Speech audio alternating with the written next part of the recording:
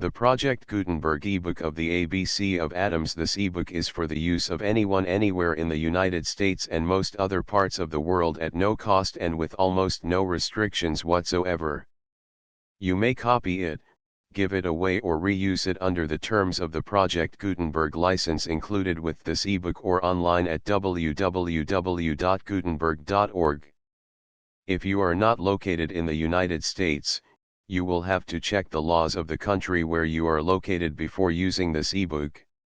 Title: The ABC of Atoms. Author: Bertrand Russell. Release date: February 5, 2024. Ebook number 72875. Language: English. Original publication: New York, E.P. Dutton and Company, 1923. Credits: Laura Nadal Rodriguez. Images generously made available by HathiTrust Digital Library. Start of the Project Gutenberg ebook. The ABC of Atoms. The ABC of Atoms by Bertrand Russell, FRS. Author of Mysticism and Logic, The Analysis of Mind, etc. New York, E.P. Dutton and Company, 681 Fifth Avenue.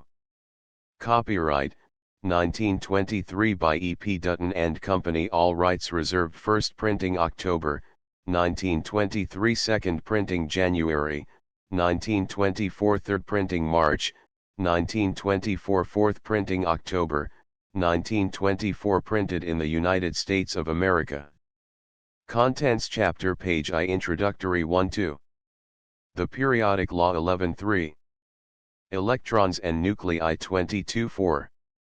The hydrogen spectrum 36V. Possible states of the hydrogen atom 49-6. The theory of quanta 67. Refinements of the hydrogen spectrum 72-8. Rings of electrons 86-9. X-rays 97. X radioactivity 108-11. The structure of nuclei 123-12. The new physics and the wave theory of light 134-13. The new physics and relativity 144. Appendix: Bohr's theory of the hydrogen spectrum 159. I. Introductory to the eye or to the touch, ordinary matter appears to be continuous. Our dinner table, or the chairs on which we sit, seem to present an unbroken surface. We think that if there were too many holes the chairs would not be safe to sit on. Science, however, compels us to accept a quite different conception of what we are pleased to call solid matter.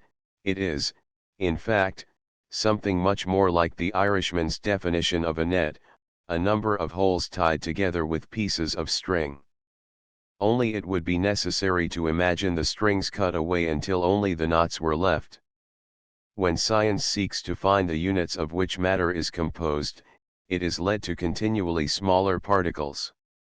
The largest unit is the molecule, but a molecule is as a rule composed of atoms of several different elements. For example, a molecule of water consists of 2 atoms of hydrogen and 1 of oxygen, which can be separated from each other by chemical methods. An atom, in its turn, is found to be a sort of solar system, with the sun and planets. The empty regions between the sun and the planets fill up vastly more space than they do, so that much the greater part of the volume that seems to us to be filled by a solid body is really unoccupied. In the solar system that constitutes an atom, the planets are called electrons and the sun is called the nucleus. The nucleus itself is not simple except in the case of hydrogen. In all other cases, it is a complicated system consisting, in all likelihood, of electrons and hydrogen nuclei, or protons, as they are also called. With electrons and hydrogen nuclei, so far as our present knowledge extends, the possibility of dividing up matter into bits comes to an end. No reason exists for supposing that these themselves have a structure, and are composed of still smaller bits. We do not know, of course, that reasons may not be found later for subdividing electrons and hydrogen nuclei. We only know that so far nothing prevents us from treating them as ultimate. It is difficult to know whether to be more astonished at the smallness of these units, or at the fact that there are units, since we might have expected matter to be divisible ad infinitum. It will help us to picture the world of atoms if we have, to begin with, some idea of the size of these units. Let us start with a gram 1 of hydrogen, which is not a very large quantity. How many atoms will it contain? If the atoms were made up into bundles of a million, and then we took a million of these bundles, we should have about 1.5 grams of hydrogen. That is to say, the weight of one atom of hydrogen is about a millionth of a gram and a half. Other atoms weigh more than the atom of hydrogen, but not enormously more. An atom of oxygen weighs 16 times as much, an atom of lead rather more than 200 times as much. Per contra, an electron weighs very much less than a hydrogen atom. It takes about 1,850 electrons to weigh as much as one hydrogen atom. The space occupied by an atom is equally minute. As we shall see, an atom of a given kind is not always of the same size. When it is not crowded, the electrons which constitute its planets sometimes are much farther from its sun than they are under normal terrestrial conditions. But under normal conditions the diameter of a hydrogen atom is about 100 millionth of a centimeter. A centimeter is about 1/3 of an inch. That is to say, this is about twice the usual distance of its one electron from the nucleus. The nucleus and the electron themselves are very much smaller than the whole atom, just as the sun and the planets are smaller than the whole region occupied by the solar system. The sizes of the electron and the nucleus are not accurately known, but they are supposed to be about 100,000 times as small as the whole atom. It might be thought that not much could be known about such minute phenomena, since they are very far below what can be seen by the most powerful microscope. But in fact a great deal is known. What has been discovered about atoms by modern physicists is doubly amazing.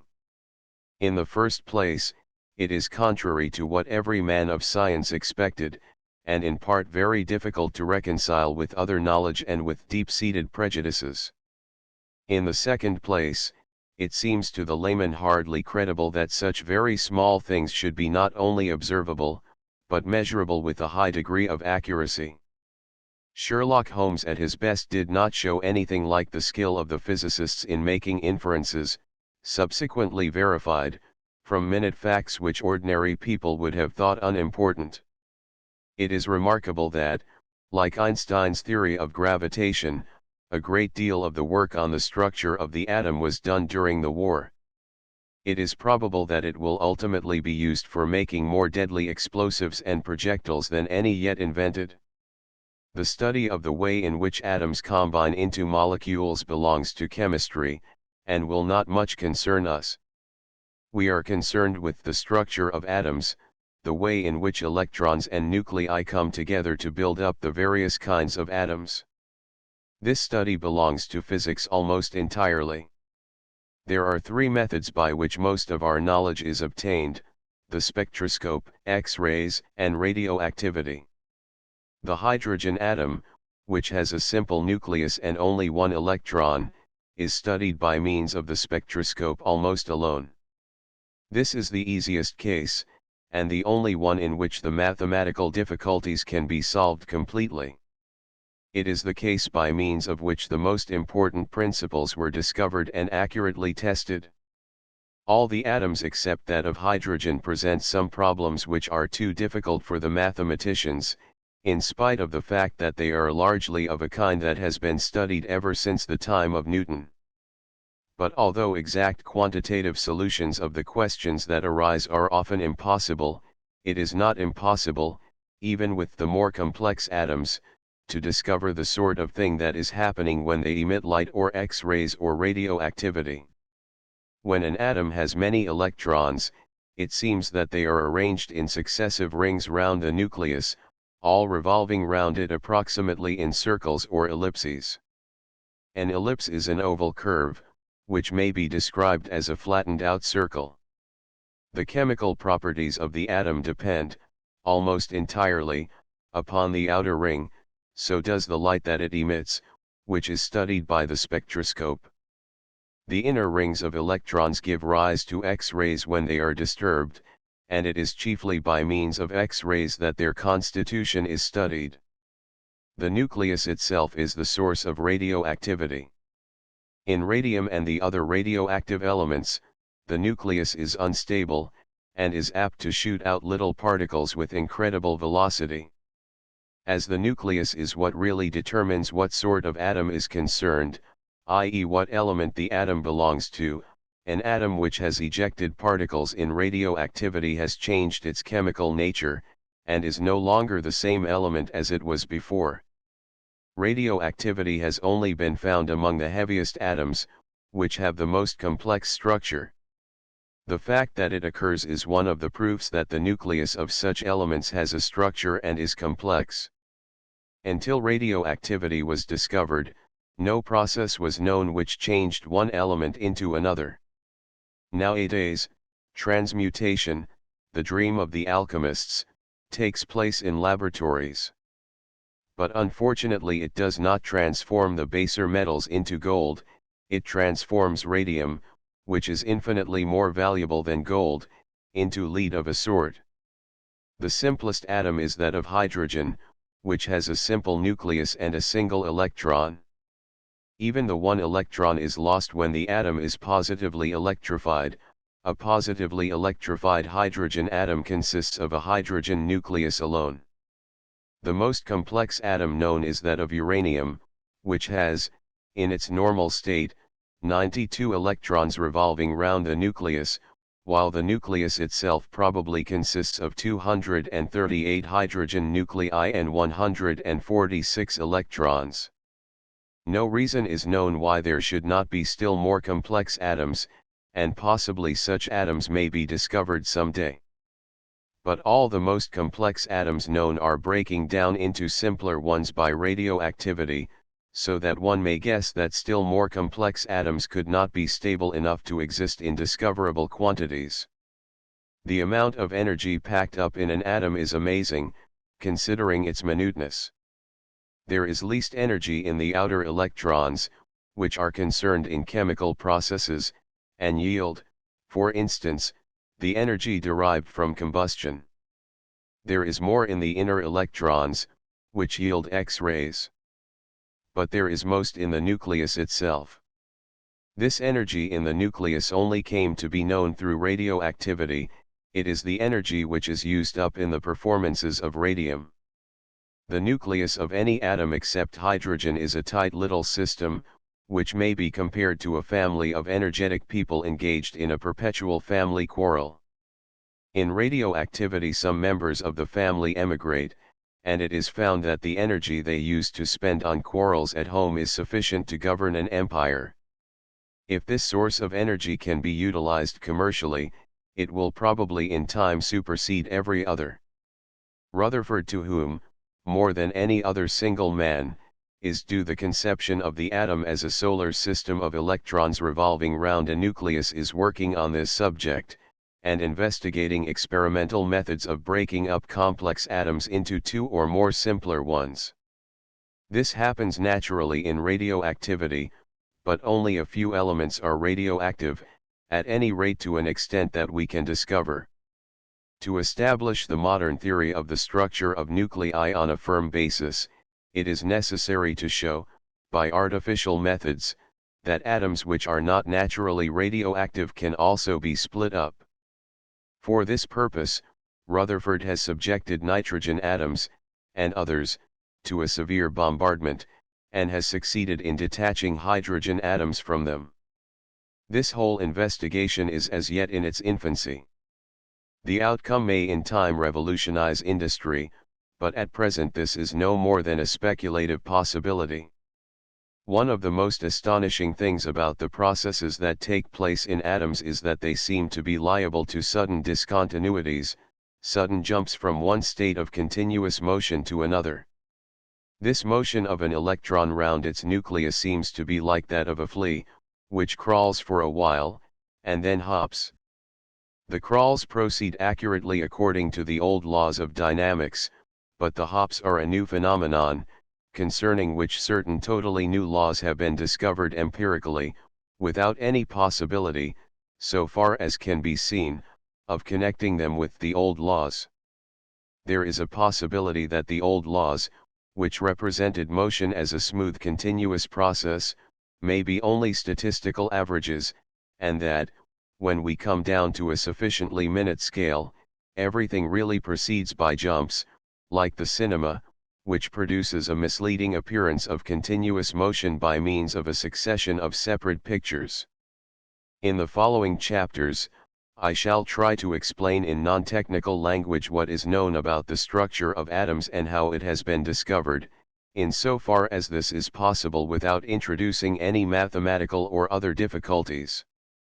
Although a great deal is known, a great deal more is still unknown. At any moment, important new knowledge may be discovered. The subject is almost as interesting through the possibilities which it suggests as through what has actually been ascertained already. It is impossible to exaggerate the revolutionary effect which it may have both in the practice of industry and in the theory of physics.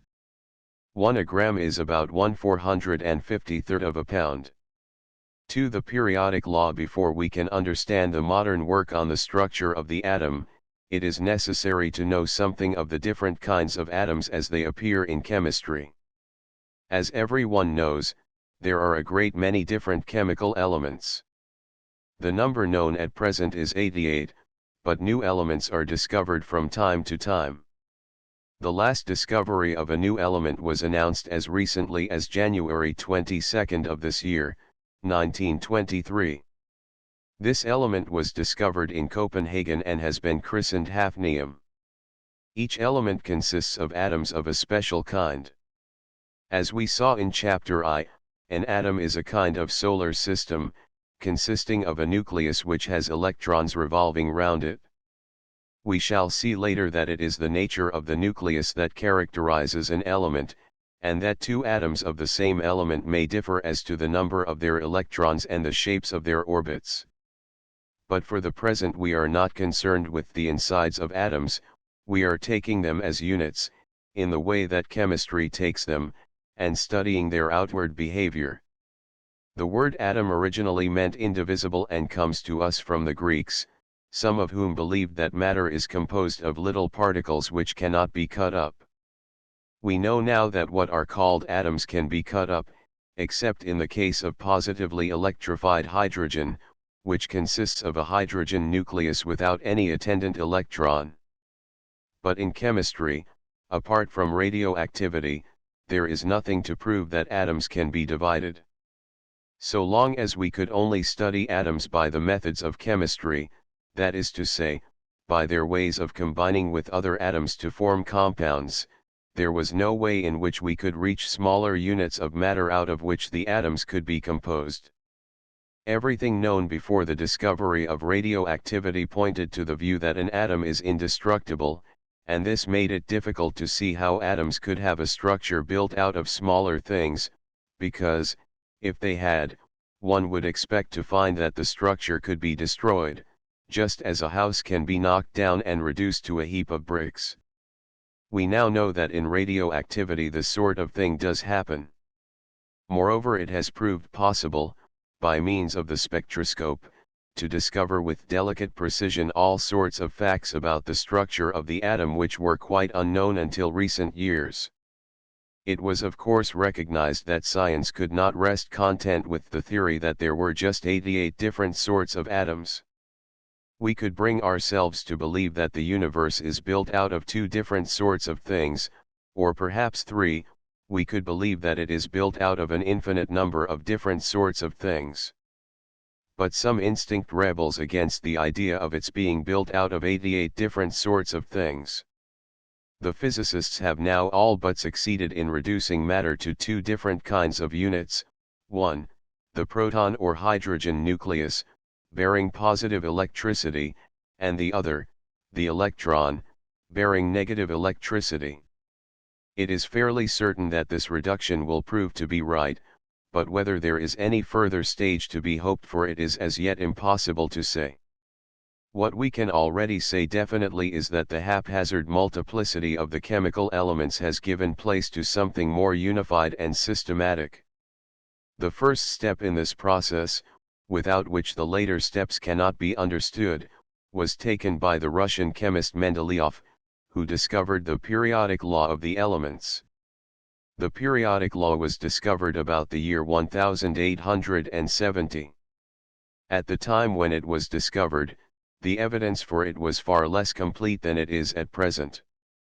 It has proved itself capable of predicting new elements which have subsequently been found, and altogether the half-century that has passed since its discovery has enormously enhanced its importance. The elements can be arranged in a series by means of what is called their atomic weight. By chemical methods, we can remove one element from a compound and replace it by an equal number of atoms of another element. We can observe how much this alters the weight of the compound, and thus we can compare the weight of one kind of atom with the weight of another. The lightest atom is that of hydrogen, the heaviest is that of uranium, which weighs over 238 times as much as that of hydrogen. It was found that, taking the weight of the hydrogen atom as 1, the weights of a great many other atoms were almost exactly multiples of this unit, so that they were expressed by integers.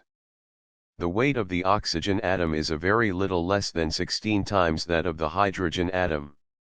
It has been found convenient to define the atomic weight of oxygen at 16, so that the atomic weight of hydrogen becomes slightly more than 1.008. The advantage of this definition is that it makes the atomic weights of a great many elements whole numbers, within the limits of accuracy that are possible in measurement. The recent work of F. W. Aston on what are called isotopes, concerning which we shall have more to say at a later stage, has shown that, in many cases where the atomic weight seems to be not a whole number, we really have a mixture of two different elements, each of which has a whole number for its atomic weight. This is what we should expect if the nuclei of the heavier atoms are composed of the nuclei of hydrogen atoms together with electrons, which are very much lighter than hydrogen nuclei. The fact that so many atomic weights are almost exactly whole numbers cannot be due to chance, and has long been regarded as a reason for supposing that atoms are built up out of smaller units. Mendeleev, and at about the same time the German chemist, Lothar Meyer, observed that an element would resemble in its properties, not those that came next to it in the series of atomic weights, but certain other elements which came at periodic intervals in the series. For example, there is a group of elements called alkalis. These are the 3rd, 11th, 19th, etc. in the series. These are all very similar in their chemical behavior, and also in certain physical respects, notably their spectrum. Next to these come a group called alkaline earths. These are the 4th, 12th, 20th, etc. in the series. The third group are called earths. There are 8 such groups in all. The 8th, which was not known when the law was discovered, is the very interesting group of inert gases: helium, neon, argon, krypton, xenon, and nidon, all discovered since the time of Mendeleev. These are the 2nd, 10th, 18th, 36th, 54th and 86th respectively in the series of elements. They all have the property that they will not enter into chemical combinations with any other elements. The Germans, on this account, call them the noble gases. The elements from an alkali to the next inert gas form what is called one period. There are 7 periods altogether. When once the periodic law had been discovered, it was found that a great many properties of elements were periodic. This gave a principle of arrangement of the elements, which in the immense majority of cases placed them in the order of their atomic weights, but in a few cases reversed this order on account of other properties. For example, argon, which is an inert gas, has the atomic weight 39.88, whereas potassium, which is an alkali, has the smaller atomic weight 39.10. Accordingly, argon, in spite of its greater atomic weight, has to be placed before potassium, at the end of the third period, while potassium has to be put at the beginning of the fourth. It has been found that, when the order derived from the periodic law differs from that derived from the atomic weight, the order derived from the periodic law is much more important, consequently this order is always adopted. When the periodic law was first discovered, there were a great many gaps in the series, that is to say, the law indicated that there ought to be an element with such and such properties at a certain point in the series, but no such element was known. Confidence in the law was greatly strengthened by the discovery of new elements having the requisite properties. There are now only 4 gaps remaining. The 7 periods are of very unequal length. The first contains only 2 elements, hydrogen and helium. The second and third each contain 8, the fourth contains 18, the fifth again contains 18, the sixth 32, and the seventh only 6. But the seventh, which consists of radioactive elements, is incomplete. Its later members would presumably be unstable, and break down by radioactivity. Niels Bohr too suggests that, if it were complete, it would again contain 32 elements, like the sixth period. By means of the periodic law, the elements are placed in a series, beginning with hydrogen and ending with uranium. Counting the 4 gaps, there are 92 places in the series. What is called the atomic number of an element is simply its place in the series. Thus hydrogen has the atomic number 1, and uranium has the atomic number 92. Helium is 2, lithium is 3, carbon 6, nitrogen 7, oxygen 8, and so on. Radium, which fits quite correctly into the series, is 88. The atomic number is much more important than the atomic weight. We shall find that it has a very simple interpretation in the structure of the atom. It has lately been discovered that there are sometimes 2 or more slightly different elements having the same atomic number. Such elements are exactly alike in their chemical properties, their optical spectra, and even their X-ray spectra. They differ in no observable property except their atomic weight. It is owing to their extreme similarity that they were not distinguished sooner. 2 elements which have the same atomic number are called isotopes. We shall return to them when we come to the subject of radioactivity, when it will appear that their existence ought not to surprise us. For the present we shall ignore them, and regard as identical 2 elements having the same atomic number.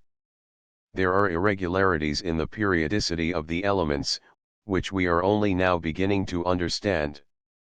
The second and third periods, which each contain 8 elements, are quite regular. The first element in the one is like the first in the other, the second like the second, and so on. But the fourth period has 18 elements, so that its elements cannot correspond one by one to those of the third period. There are 8 elements with new properties, the 21st to the 28th, and others in which the correspondence is not exact. The fifth period corresponds regularly, element for element, with the fourth, which is possible because both contain 18 elements. But in the sixth period there are 36 elements, and 16 of these, the rare earths as they are called, do not correspond to any of the elements in earlier periods. Niels Bohr, in the book mentioned above, has offered ingenious explanations of these apparent irregularities, which are still more or less hypothetical, but are probably in the main correct. Some very important facts, however, remain quite unexplained, notably the fact that iron and the 2 neighboring elements have magnetic properties which are different in a remarkable way from those of all other elements. The atomic weight of the earlier elements, except hydrogen, is double, or 1 more than double, the atomic number. Thus helium, the second element, has the atomic weight 4, lithium, the third, has the atomic weight 7, very nearly, oxygen, the eighth, has the atomic weight 16. but after the 20th element the atomic weight becomes increasingly more than double the atomic number. For instance, silver, the 47th element, has atomic weight 107.88, gold, the 79th, has atomic weight 197.2, uranium, the 92nd, has atomic weight 238.2. It is remarkable that X-ray spectra, which were unknown until a few years ago, show a perfectly regular progression throughout the whole series of elements, even in those cases where the order of the periodic table departs from the order of the atomic weights. This is a striking confirmation of the correctness of the order that has been adopted. The fact of the periodic relations among the elements, and of progressive properties such as those shown in X-ray spectra, which we shall consider later on, is enough to make it highly probable that there are relations between different kinds of atoms, of a sort which implies that they are all built out of common materials, which must be regarded as the true atoms in the philosophical sense, i.e. the indivisible constituents of all matter. Chemical atoms are not indivisible, but are composed of simpler constituents which are indivisible, so far as our present knowledge goes. Without the knowledge of the periodic law, it is probable that the modern theories of the constitution of atoms would never have been discovered. Per contra, the facts embodied in the periodic law form an essential part of the basis for these theories. The broad lines of atomic constitution will be explained in the next chapter. To the Theory of Spectra and Atomic Constitution, Cambridge, 1922, pages 112-3. 3 electrons and nuclei. An atom, as we saw in chapter I, consists, like the solar system, of a number of planets moving round a central body, the planets being called electrons and the central body a nucleus. But the planets are not attached as firmly to the central body as they are in the solar system. Sometimes, under outside influences, a planet flies off, and either becomes attached to some other system, or wanders about for a while as a free electron. Under certain circumstances, the path of a free electron can actually be photographed, so can the paths of helium nuclei that are momentarily destitute of attendant electrons. This is done by making them travel through water vapor, which enables each to collect a little cloud, and so become large enough to be visible with a powerful microscope. These observations of individual electrons and helium nuclei are extraordinarily instructive. They travel most of their journey in nearly straight lines, but are liable to sudden deviations when they find themselves very near to the electrons or nuclei of atoms that stand in their way. Helium nuclei are much less easily deflected from the straight line than electrons, showing that they have much greater mass. By exposing these particles to electric and magnetic forces and observing the effect upon their motion, it is possible to calculate their velocity and their mass. By one means or another, it is possible to find out just as much about them as we can find out about larger bodies. An atom differs from the solar system by the fact that it is not gravitation that makes the electrons go round the nucleus, but electricity. As everybody knows, there are two kinds of electricity, positive and negative. These are mere names, the two kinds might just as well be called A and B. None of the ideas commonly associated with the words positive and negative must be allowed to intrude when we speak of positive and negative electricity. Each kind of electricity attracts its opposite and repels its own kind, like male and female. It is very easy to see electrical attraction in operation. For instance, take a piece of sealing wax and rub it for a while on your sleeve. You will find that it will pick up small bits of paper if it is held a little distance above them, just as a magnet will pick up a needle. The sealing wax attracts the bits of paper because it has become electrified by friction. In a similar way, the central nucleus of an atom, which consists of positive electricity, attracts the electrons, which consist of negative electricity. The law of attraction is the same as in the solar system. The nearer the nucleus and the electron are to each other, the greater is the attraction, and the attraction increases faster than the distance diminishes. At half the distance, there is 4 times the attraction, at a third of the distance, 9 times, at a quarter, 16 times, and so on. This is what is called the law of the inverse square.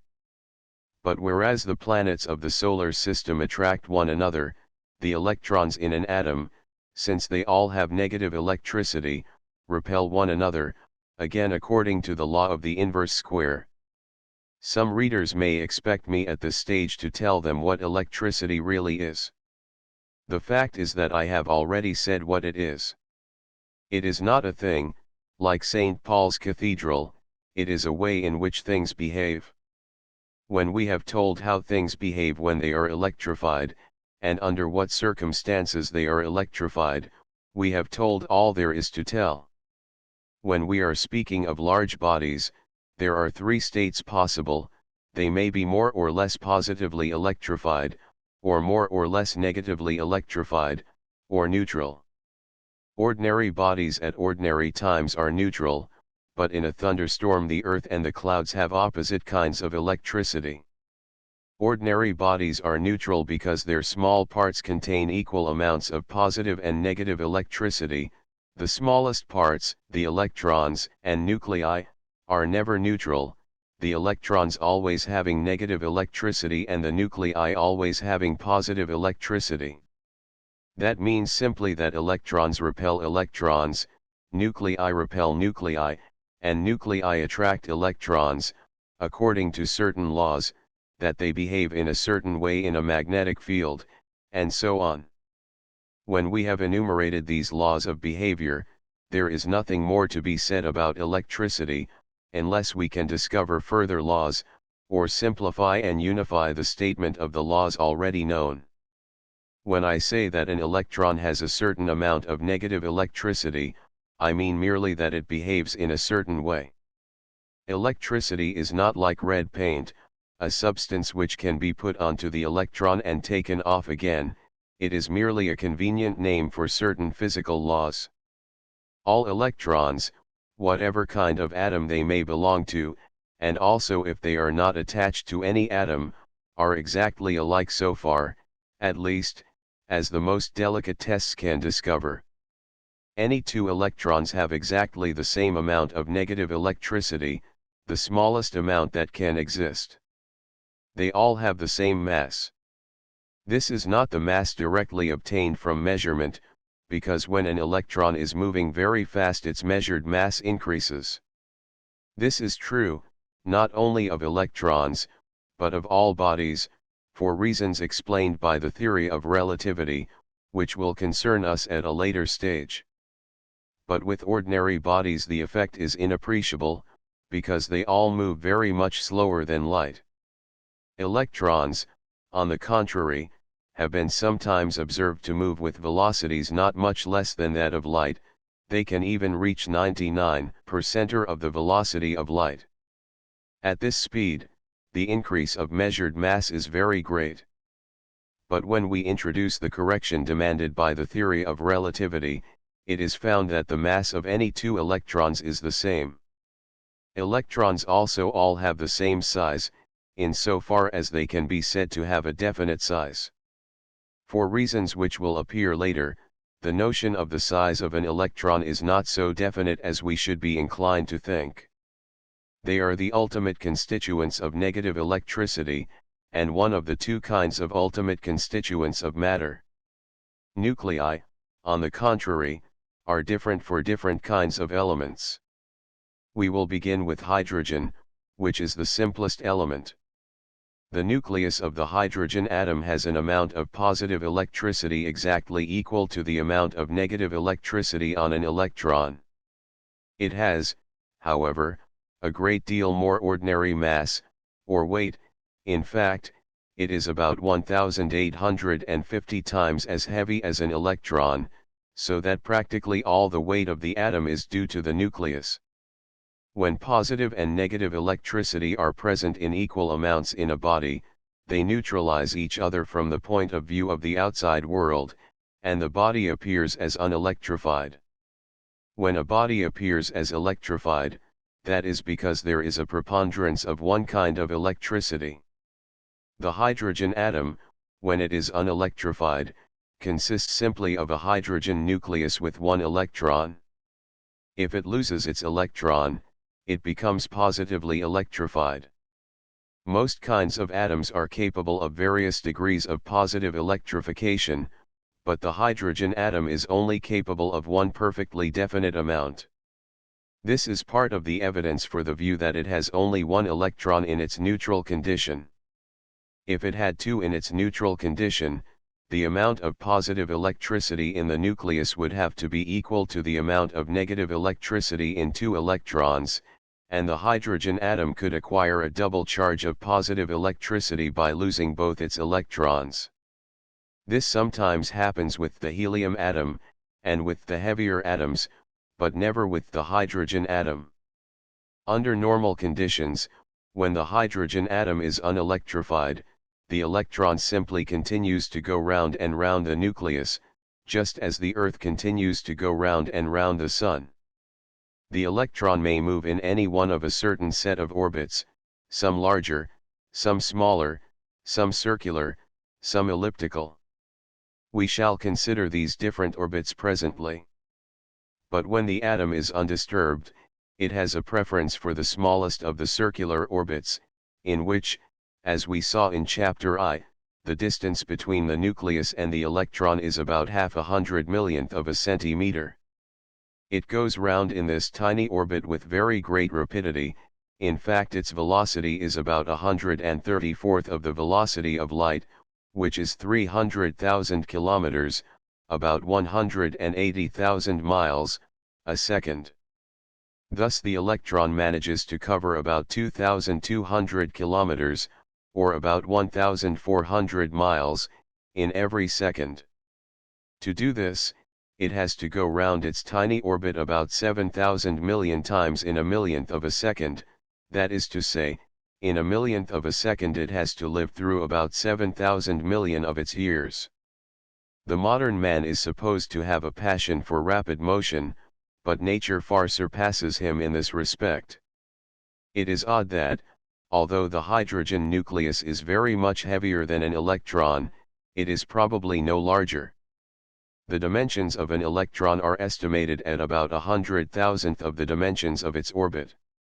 This, however, is not to be taken as a statement with a high degree of accuracy, it merely gives the sort of size that we are to think of. As for the nucleus, we know that in the case of hydrogen, it is probably about the same size as an electron, but we do not know this for certain. The hydrogen nucleus may be quite without structure, like an electron, but the nuclei of other elements have a structure, and are probably built up out of hydrogen nuclei and electrons. As we pass up the periodic series of the elements, the positive charge of electricity in the nucleus increases by 1 unit with each step. Helium, the second element in the table, has exactly twice as much positive electricity in its nucleus as there is in the nucleus of hydrogen. Lithium, the third element, has 3 times as much. Oxygen, the eighth, has 8 times as much.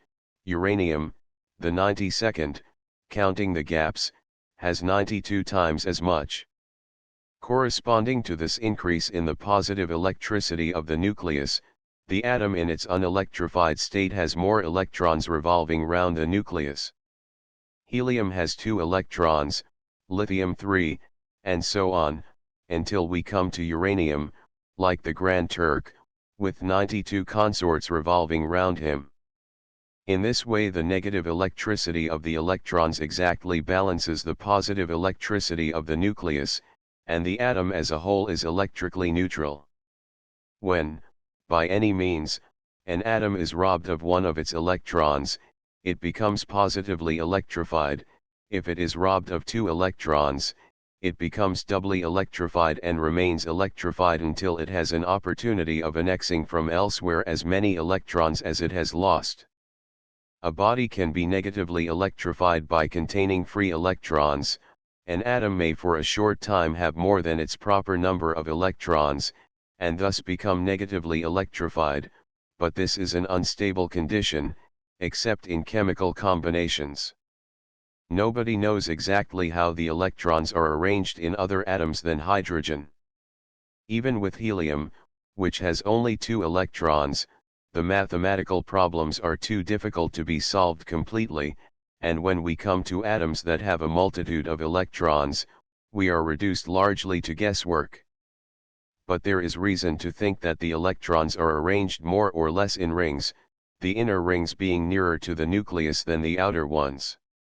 We know that the electrons must all revolve about the nucleus in orbits which are roughly circles or ellipses, but they will be perturbed from the circular or elliptic path by the repulsions of the other electrons. In the solar system, the attractions which the planets exercise upon each other are very minute compared to the attraction of the Sun, so that each planet moves very nearly as if there were no other planets. But the electrical forces between 2 electrons are not very much less strong than the forces between electrons and nucleus at the same distance. In the case of helium, they are half as strong, with lithium, a third as strong, and so on. This makes the perturbations much greater than they are in the solar system, and the mathematics correspondingly more difficult. Moreover, we cannot actually observe the orbits of the electrons, as we can those of the planets. We can only infer them by calculations based upon data derived mainly from the spectrum of the element concerned, including the X-ray spectrum. We shall have more to say at a later stage about the nature of these rings, which cannot be as simple as was supposed at first. The first hypothesis was that the electrons were like the people in a merry-go-round, all going round in circles, some in a small circle near the center, others in a larger circle, others in a still larger one. But for various reasons the arrangement cannot be as simple as that. In spite of uncertainties of detail, however, it remains practically certain that there are successive rings of electrons, 1 ring in atoms belonging to the first period, 2 in the second period, 3 in the third, and so on. Each period begins with an alkali, which has only 1 electron in the outermost ring, and ends with an inert gas, which has as many electrons in the outermost ring as it can hold. It is impossible to get a ring to hold more than a certain number of electrons, though it has been suggested by Niels Bohr, in an extremely ingenious speculation, that a ring can hold more electrons when it has other rings outside it than when it is the outer ring. His theory accounts extraordinarily well for the peculiarities of the periodic table, and is therefore worth understanding, though it cannot yet be regarded as certainly true. The previous view was that each ring, when complete, held as many electrons as there are elements in the corresponding period. Thus the first period contains only 2 elements, hydrogen and helium, therefore the innermost ring, which is completed in the helium atom, must contain 2 electrons. This remains true on Bohr's theory. The second period consists of 8 elements, and is completed when we reach neon. The unelectrified atom of neon therefore, will have 2 electrons in the inner ring and 8 in the outer. The third period again consists of 8 elements, ending with argon, therefore argon, in its neutral state, will have a third ring consisting of a further 8 electrons. So far, we have not reached the parts of the periodic table in which there are irregularities, and therefore Bohr accepts the current view, except for certain refinements which need not concern us at present. But in the fourth period, which consists of 18 elements, there are a number of elements which do not correspond to earlier ones in their chemical and spectroscopic properties. Bohr accounts for this by supposing that the new electrons are not all in the new outermost ring, but are some of them in the third ring, which is able to hold more when it has other electrons outside it. Thus krypton, the inert gas which completes the fourth period, will still have only 8 electrons in its outer ring, but will have 18 in the third ring. Some elements in the fourth period differ from their immediate predecessors, not as regards the outer ring, but by having one more electron in the third ring. These are the elements that do not correspond accurately to any elements in the third period. Similarly, the fifth period, which again consists of 18 elements, will add its new electrons partly in the new fifth ring, partly in the fourth, ending with xenon, which will have 8 electrons in the fifth ring, 18 in the fourth, and the other rings as in krypton. In the sixth period, which has 32 elements, the new electrons are added partly in the sixth ring, partly in the fifth, and partly in the fourth. The rare earths are the elements which add new electrons in the fourth ring. Nidon, the inert gas which ends the sixth period, will, according to Bohr's theory, have its first 3 rings the same as those of krypton and xenon, but its fourth ring will have 32 electrons, its fifth 18, and its sixth 8. This theory has very interesting niceties, which, however, cannot be explained at our present stage. The chemical properties of an element depend almost entirely upon the outer ring of electrons, and that is why they are periodic. If we accept Bohr's theory, the outer ring, when it is completed, always has 8 electrons, except in hydrogen and helium. There is a tendency for atoms to combine so as to make up the full number of electrons in the outer ring. Thus an alkali, which has 1 electron in the outer ring, will combine readily with an element that comes just before an inert gas, and so has 1 less electron in the outer ring than it can hold.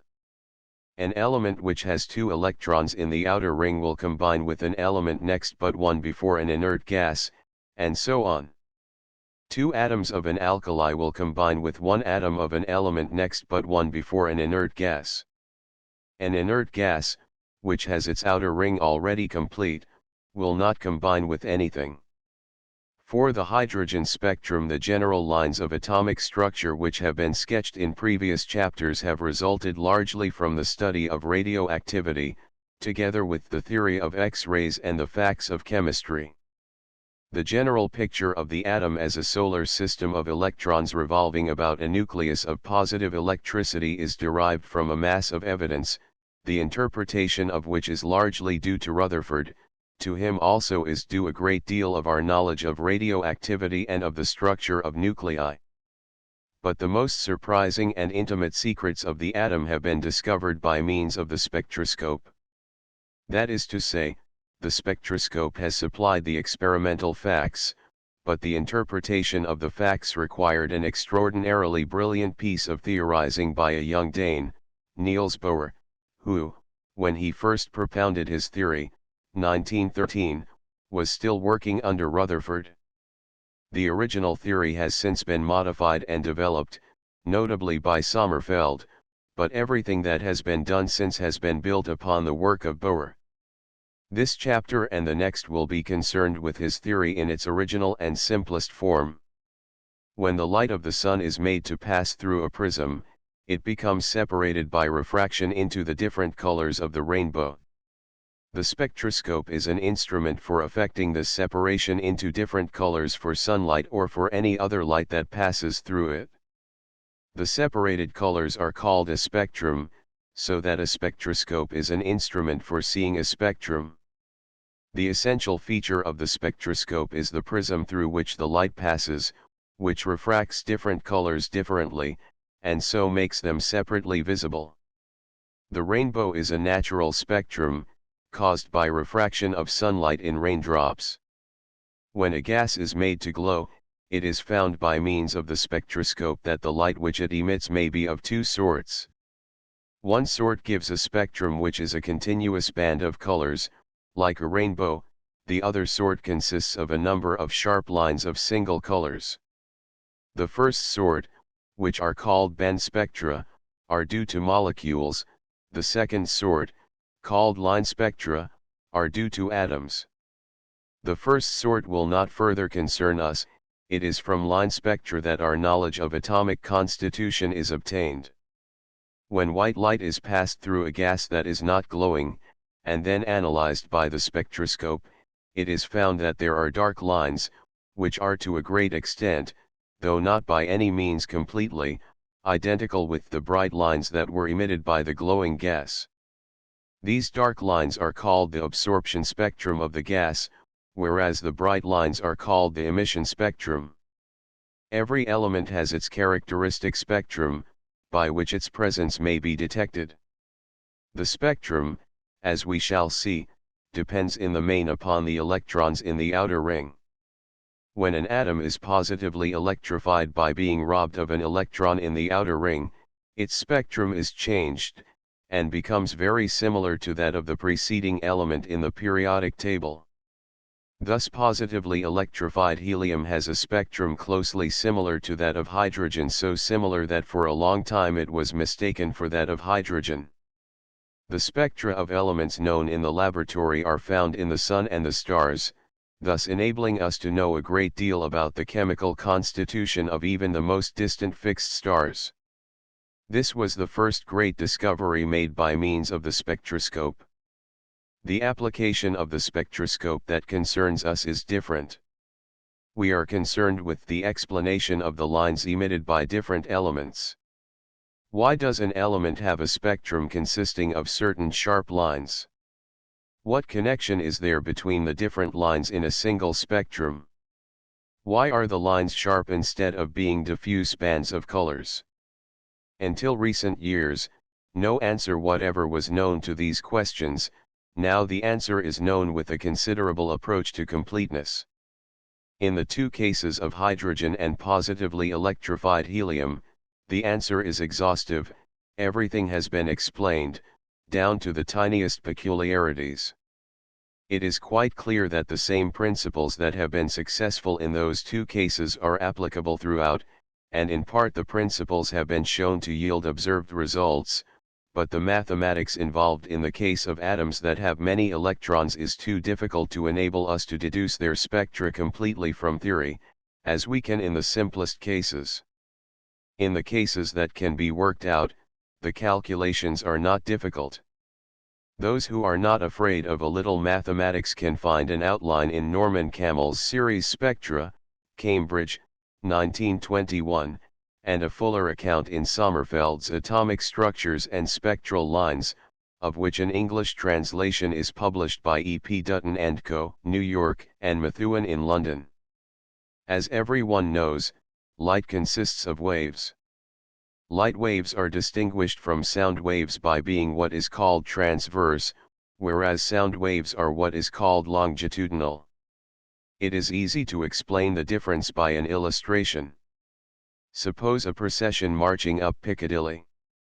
From time to time the police will make them halt in Piccadilly Circus. Whenever this happens, the people behind will press up until they too have to halt, and a wave of stoppage will travel all down the procession.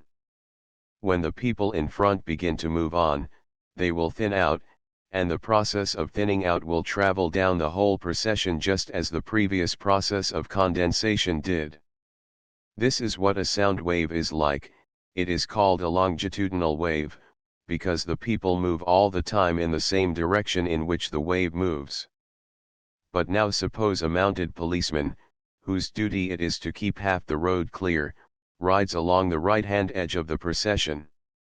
As he approaches, the people on the right will move to the left, and this movement to the left will travel along the procession as the policeman rides on.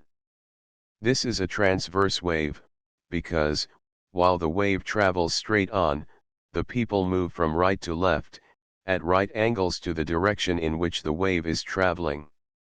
This is the way a light wave is constructed. The vibration which makes the wave is at right angles to the direction in which the wave is traveling. This is, of course, not the only difference between light waves and sound waves. Sound waves only travel about a mile in 5 seconds, whereas light waves travel about 180,000 miles a second. Sound waves consist of vibrations of the air, or of whatever material medium is transmitting them, and cannot be propagated in a vacuum, whereas light waves require no material medium. People have invented a medium, the ether, for the express purpose of transmitting light waves? Put, all we really know is that the waves are transmitted. The ether is purely hypothetical, and does not really add anything to our knowledge. We know the mathematical properties of light waves, and the sensations they produce when they reach the human eye, but we do not know what it is that undulates.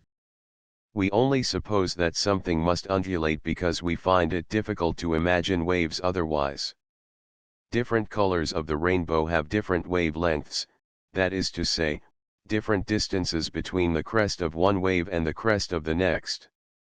Of the visible colors, red has the greatest wavelength and violet the smallest. But there are longer and shorter waves, just like those that make light, except that our eyes are not adapted for seeing them. The longest waves of this sort that we know of are those used in wireless telegraphy, which sometimes have a wavelength of several miles. X-rays are rays of the same sort as those that make visible light, but very much shorter. Y-rays, which occur in radioactivity, are still shorter, and are the shortest we know. Many waves that are too long or too short to be seen can nevertheless be photographed. In speaking of the spectrum of an element, we do not confine ourselves to visible colors, but include all experimentally discoverable waves of the same sort as those that make visible colors. The X-ray spectra, which are in some ways peculiarly instructive, require quite special methods, and are a recent discovery, beginning in 1912.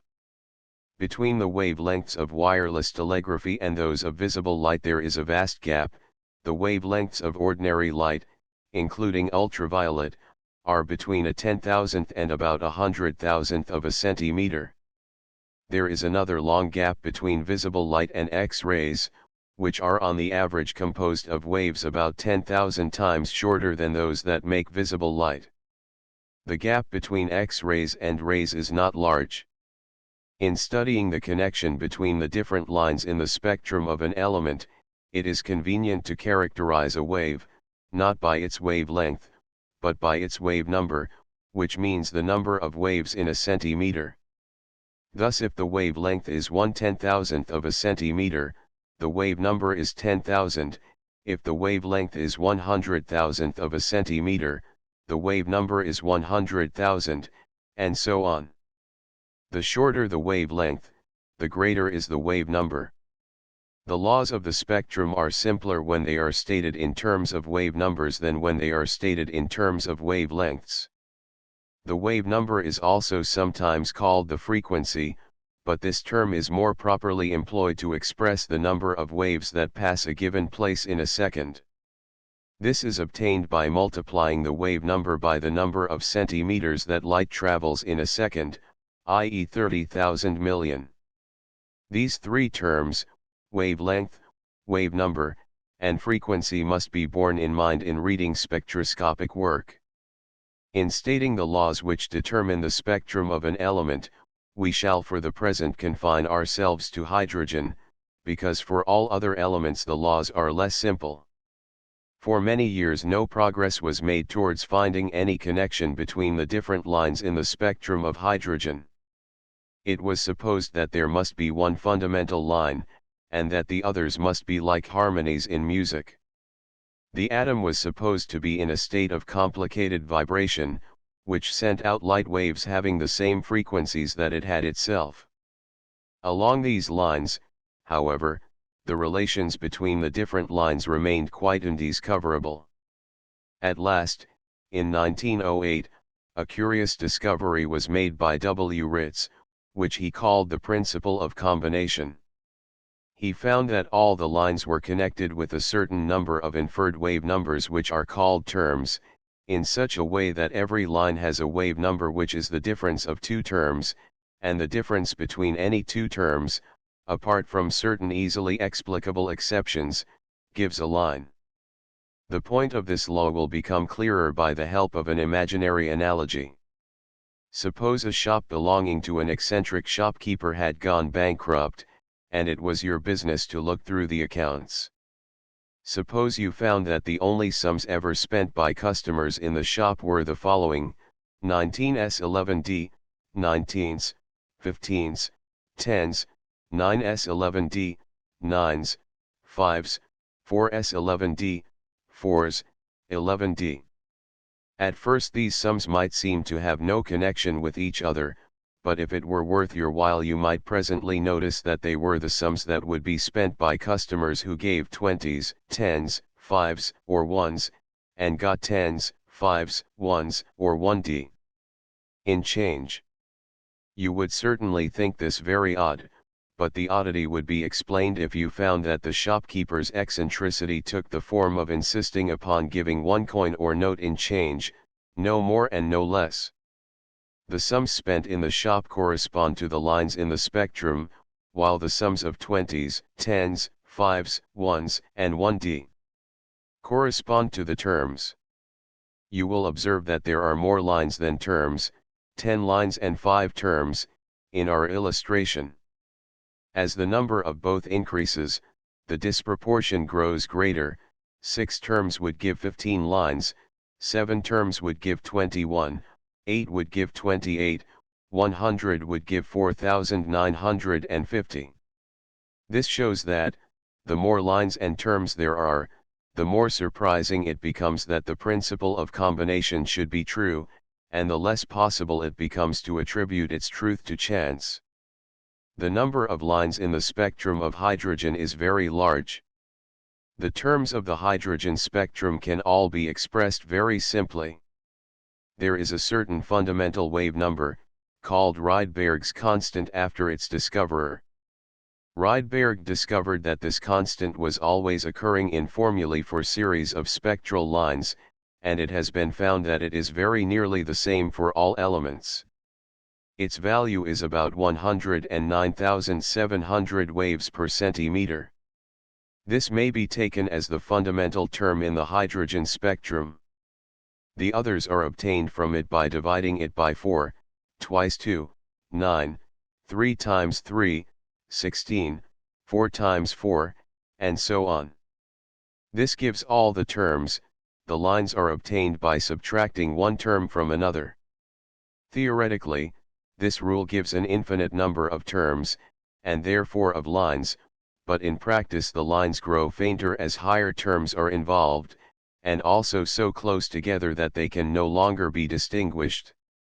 For this reason, it is not necessary, in practice, to take account of more than about 30 terms, and even this number is only necessary in the case of certain nebulae.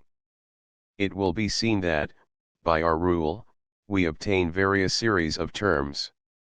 The first series is obtained by subtracting from Rydberg's constant successively a quarter, a ninth, a sixteenth, of itself, so that the wave numbers of its lines are respectively 3/4, 9, superscript 1/6, of Rydberg's constant. These wave numbers correspond to lines in the ultraviolet, which can be photographed but not seen. This series of lines is called, after its discoverer, the Lyman series. Then there is a series of lines obtained by subtracting from a quarter of Rydberg's constant successively a ninth, a sixteenth, a 25th, of Rydberg's constant, so that the wave numbers of the series are 3/6, superscript 3/6, superscript 2 superscript 1, of Rydberg's constant. This series of lines is in the visible part of the spectrum. The formula for the series was discovered as long ago as 1885 by Balmer. Then there is a series obtained by taking a ninth of Rydberg's constant, and subtracting successively a 16th, 25th, etc. of Rydberg's constant. This series is not visible, because its wave numbers are so small that it is in the infrared, but it was discovered by Paschen, after whom it is called.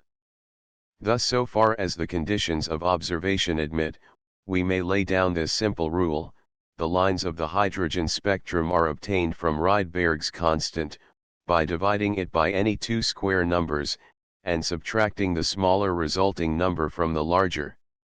This gives the wave number of some line in the hydrogen spectrum, if observation of a line with that wave number is possible, and if there are not too many other lines in the immediate neighborhood. A square number is a number multiplied by itself, 1 times 1, twice 2, 3 times 3, and so on, that is to say, the square numbers are 1, 4, 9, 16, 25, 36, etc. All this, so far, is purely empirical. Rydberg's constant, and the formulae for the lines of the hydrogen spectrum, were discovered merely by observation, and by hunting for some arithmetical formula which would make it possible to collect the different lines under some rule. For a long time the search failed because people employed wavelengths instead of wave numbers. The formulae are more complicated in wavelengths, and therefore more difficult to discover empirically. Balmer, who discovered the formula for the visible lines in the hydrogen spectrum, expressed it in wavelengths. But when expressed in this form it did not suggest Ritz's principle of combination, which led to the complete rule. Even after the rule was discovered, no one knew why there was such a rule, or what was the reason for the appearance of Rydberg's constant. The explanation of the rule, and the connection of Rydberg's constant with other known physical constants, was effected by Niels Bohr, whose theory will be explained in the next chapter. The possible states of the hydrogen atom. It was obvious from the first that, when light is sent out by a body, this is due to something that goes on in the atom, but it used to be thought that, when the light is steady, whatever it is that causes the emission of light is going on all the time in all the atoms of the substance from which the light comes. The discovery that the lines of the spectrum are the differences between terms suggested to Bohr a quite different hypothesis, which proved immensely fruitful. He adopted the view that each of the terms corresponds to a stable condition of the atom, and that light is emitted when the atom passes from one stable state to another, and only then. The various lines of the spectrum are due, in this theory, to the various possible transitions between different stable states. Each of the lines is a statistical phenomenon. A certain percentage of the atoms are making the transition that gives rise to this line. Some of the lines in the spectrum are very much brighter than others. These represent very common transitions, while the faint lines represent very rare ones. On a given occasion, some of the rarer possible transitions may not be occurring at all. In that case, the lines corresponding to these transitions will be wholly absent on this occasion. According to Bohr, what happens when a hydrogen atom gives out light is that its electron, which has hitherto been comparatively distant from the nucleus, suddenly jumps into an orbit which is much nearer to the nucleus. When this happens, the atom loses energy, but the energy is not lost to the world, it spreads through the surrounding medium in the shape of light waves. When an atom absorbs light instead of emitting it, the converse process happens. Energy is transferred from the surrounding medium to the atom, and takes the form of making the electron jump to a larger orbit. This accounts for fluorescence, that is to say, the subsequent emission, in certain cases, of light of exactly the same frequency as that which has been absorbed. The electron which has been moved to a larger orbit by outside forces, namely by the light which has been absorbed, tends to return to the smaller orbit when the outside forces are removed, and in doing so it gives rise to light exactly like that which was previously absorbed. Let us first consider the results to which Bohr was led, and afterwards the reasoning by which he was led to them. We will assume, to begin with, that the electron in a hydrogen atom, in its steady states, goes round the nucleus in a circle, and that the different steady states only differ as regards the size of the circle. As a matter of fact, the electron moves sometimes in a circle and sometimes in an ellipse, but Sommerfeld, who showed how to calculate the elliptical orbits that may occur, also showed that, so far as the spectrum is concerned, the result is very nearly the same as if the orbit were always circular. We may therefore begin with the simplest case without any fear of being misled by it. The circles that are possible on Bohr's theory are also possible on the more general theory, but certain ellipses have to be added to them as further possibilities. According to Newtonian dynamics, the electron ought to be capable of revolving in any circle which had the nucleus in the center, or in any ellipse which had the nucleus in a focus. The question what orbit it would choose would depend only upon the velocity and direction of its motion at a given moment. Moreover, if outside influences increased or diminished its energy, it ought to pass by continuous graduations to a larger or smaller orbit, in which it would go on moving after the outside influences were withdrawn. According to the theory of electrodynamics, on the other hand, an atom left to itself ought gradually to radiate its energy into the surrounding ether, with the result that the electron would approach continually nearer and nearer to the nucleus. Bohr's theory differs from the traditional views on all these points. He holds that, among all the circles that ought to be possible on Newtonian principles, only a certain infinitesimal selection are really possible. There is a smallest possible circle, which has a radius of about 1/100 millionth of a centimeter. This is the commonest circle for the electron to choose. If it does not move in this circle, it cannot move in a circle slightly larger, but must hop at once to a circle with a radius 4 times as large. If it wants to leave the circle for a larger one, it must hop to one with a radius 9 times as large as the original radius. In fact, the only circles that are possible, in addition to the smallest circle, are those that have radii 4, 9, 16, 25, 36 times as large. This is the series of square numbers, the same series that came in finding a formula for the hydrogen spectrum. When we come to consider elliptical orbits, we shall find that there is a similar selection of possible ellipses from among all those that ought to be possible on Newtonian principles. The atom has least energy when the orbit is smallest, therefore the electron cannot jump from a smaller to a larger orbit except under the influence of outside forces. It may be attracted out of its course by some passing positively electrified atom, or repelled out of its course by a passing electron, or waved out of its course by light waves. Such occurrences as these, according to the theory, may make it jump from one of the smaller possible circles to one of the larger ones. But when it is moving in a larger circle, it is not in such a stable state as when it is in a smaller one, and it can jump back to a smaller circle without outside influences. When it does this, it will emit light, which will be one or other of the lines of the hydrogen spectrum according to the particular jump that is made. When it jumps from the circle of radius 4 to the smallest circle, it emits the line whose wave number is 3/4 of Rydberg's constant.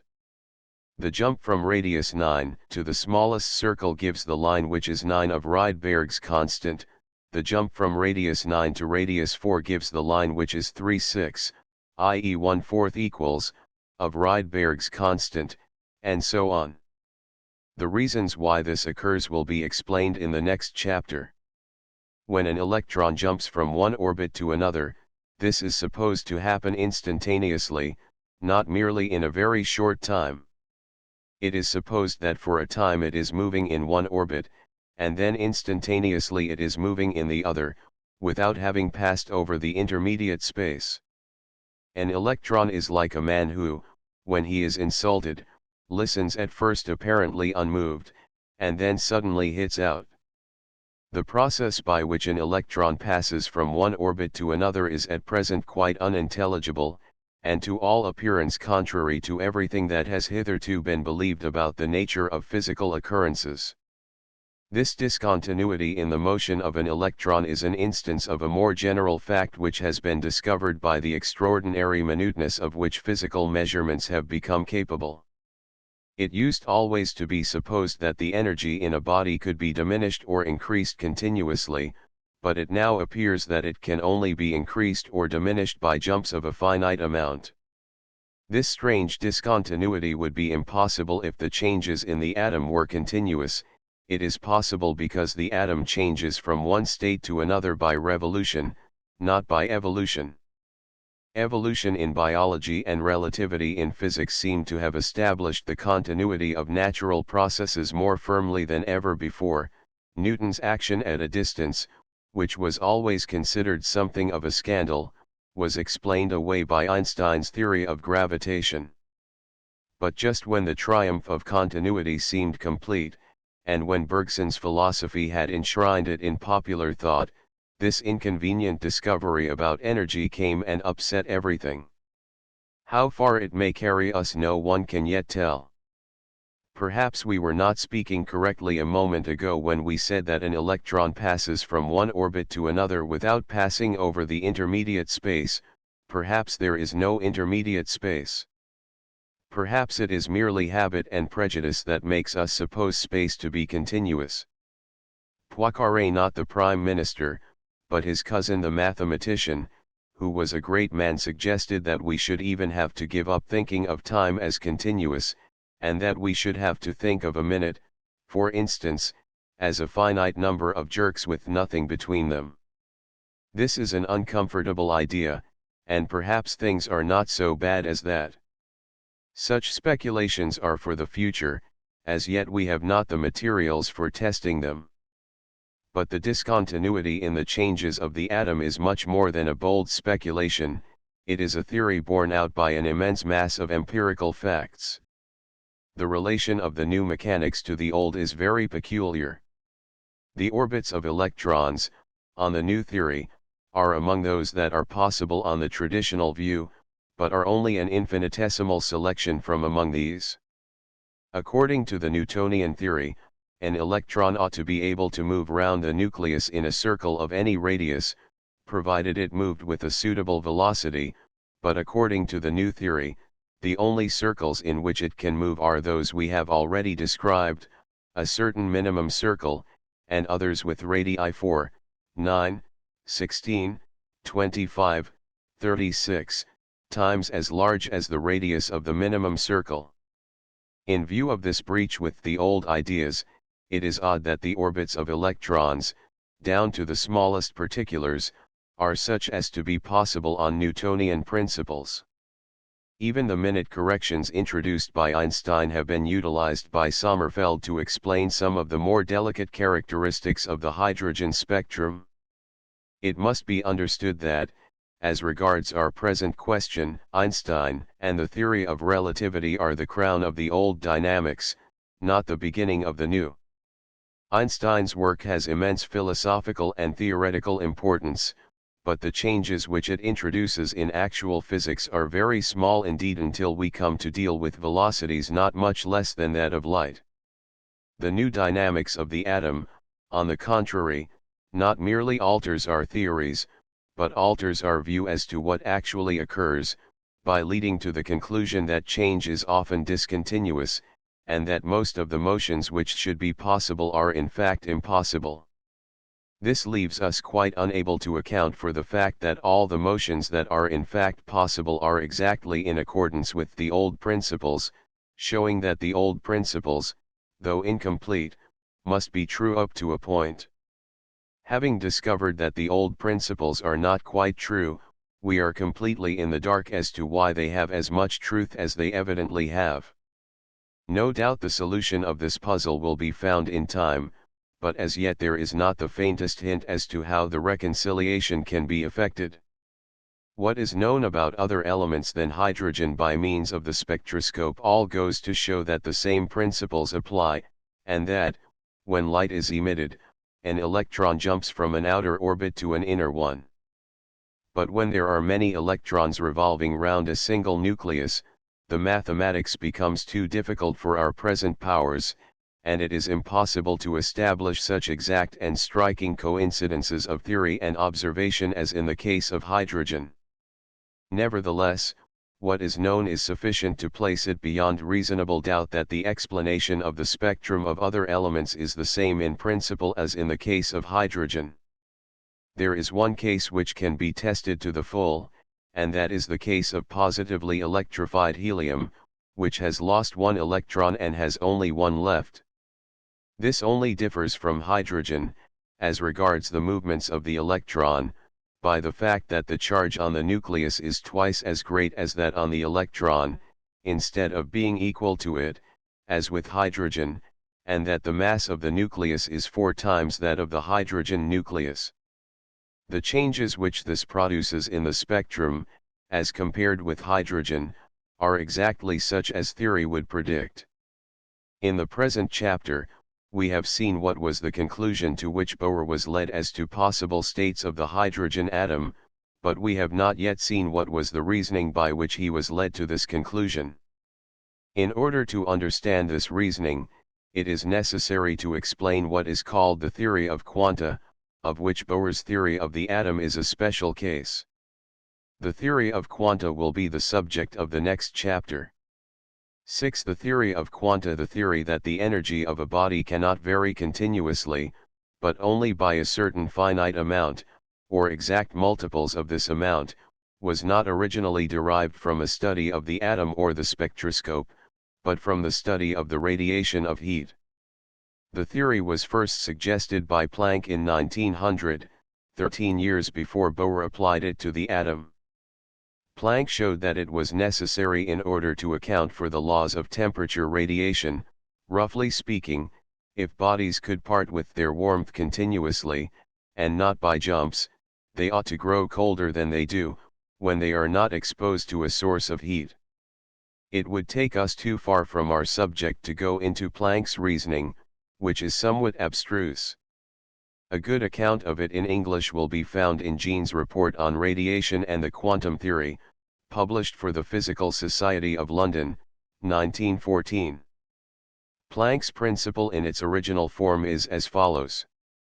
If a body is undergoing any kind of vibration or periodic motion of frequency, i.e. the body goes through its whole period times in a second, then there is a certain fundamental constant such that the energy of the body owing to this periodic motion is or some exact multiple of. That is to say, is the smallest amount of energy that can exist in any periodic process whose frequency is, and if the energy is greater then it must be exactly twice as great, or 3 times as great, or 4 times as great, or etc. The energy was at first supposed to exist in atoms or little indivisible parcels, each of amount. There might be several parcels together, but there could never be a fraction of a parcel. We shall see that this principle has been modified as it has been applied in new fields, so that in its present form it can no longer be stated as involving indivisible parcels of energy. But it is as well to understand its original form before considering the more recent statements of the principle. The quantity, which is called Planck's quantum, is of course very, very small, so small that in all the large-scale processes observable by means of our senses there is an appearance of continuity. It is in fact so small that 1 unit of it is involved in 1 revolution of the electron in its minimum orbit round the hydrogen nucleus. It is difficult to express very large numbers in words, particularly as the word billion is sometimes used to mean 1,000 million, and sometimes to mean 1,000,000 million. If we use it to mean 1,000,000 million, we may say that 1 billion times would be a quantity just appreciable without instruments of precision. Taking the electron in its smallest orbit, is exactly obtained by multiplying the circumference of the orbit by the velocity of the electron and multiplying the result by the mass of the electron 3 in the second orbit. The result of this multiplication is, in the third, and so on. Planck's principle in its original form applies only to certain kinds of systems, and if rashly generalized it gives wrong results. The right way to generalize it has been discovered by Sommerfeld, but unfortunately it is very difficult to express in non-mathematical language. It turns out that the principle, in its general form, cannot be stated as involving little parcels of energy. This only seemed possible because Planck was dealing with a special case. The general form requires a method of stating the principles of dynamics which is due to Hamilton.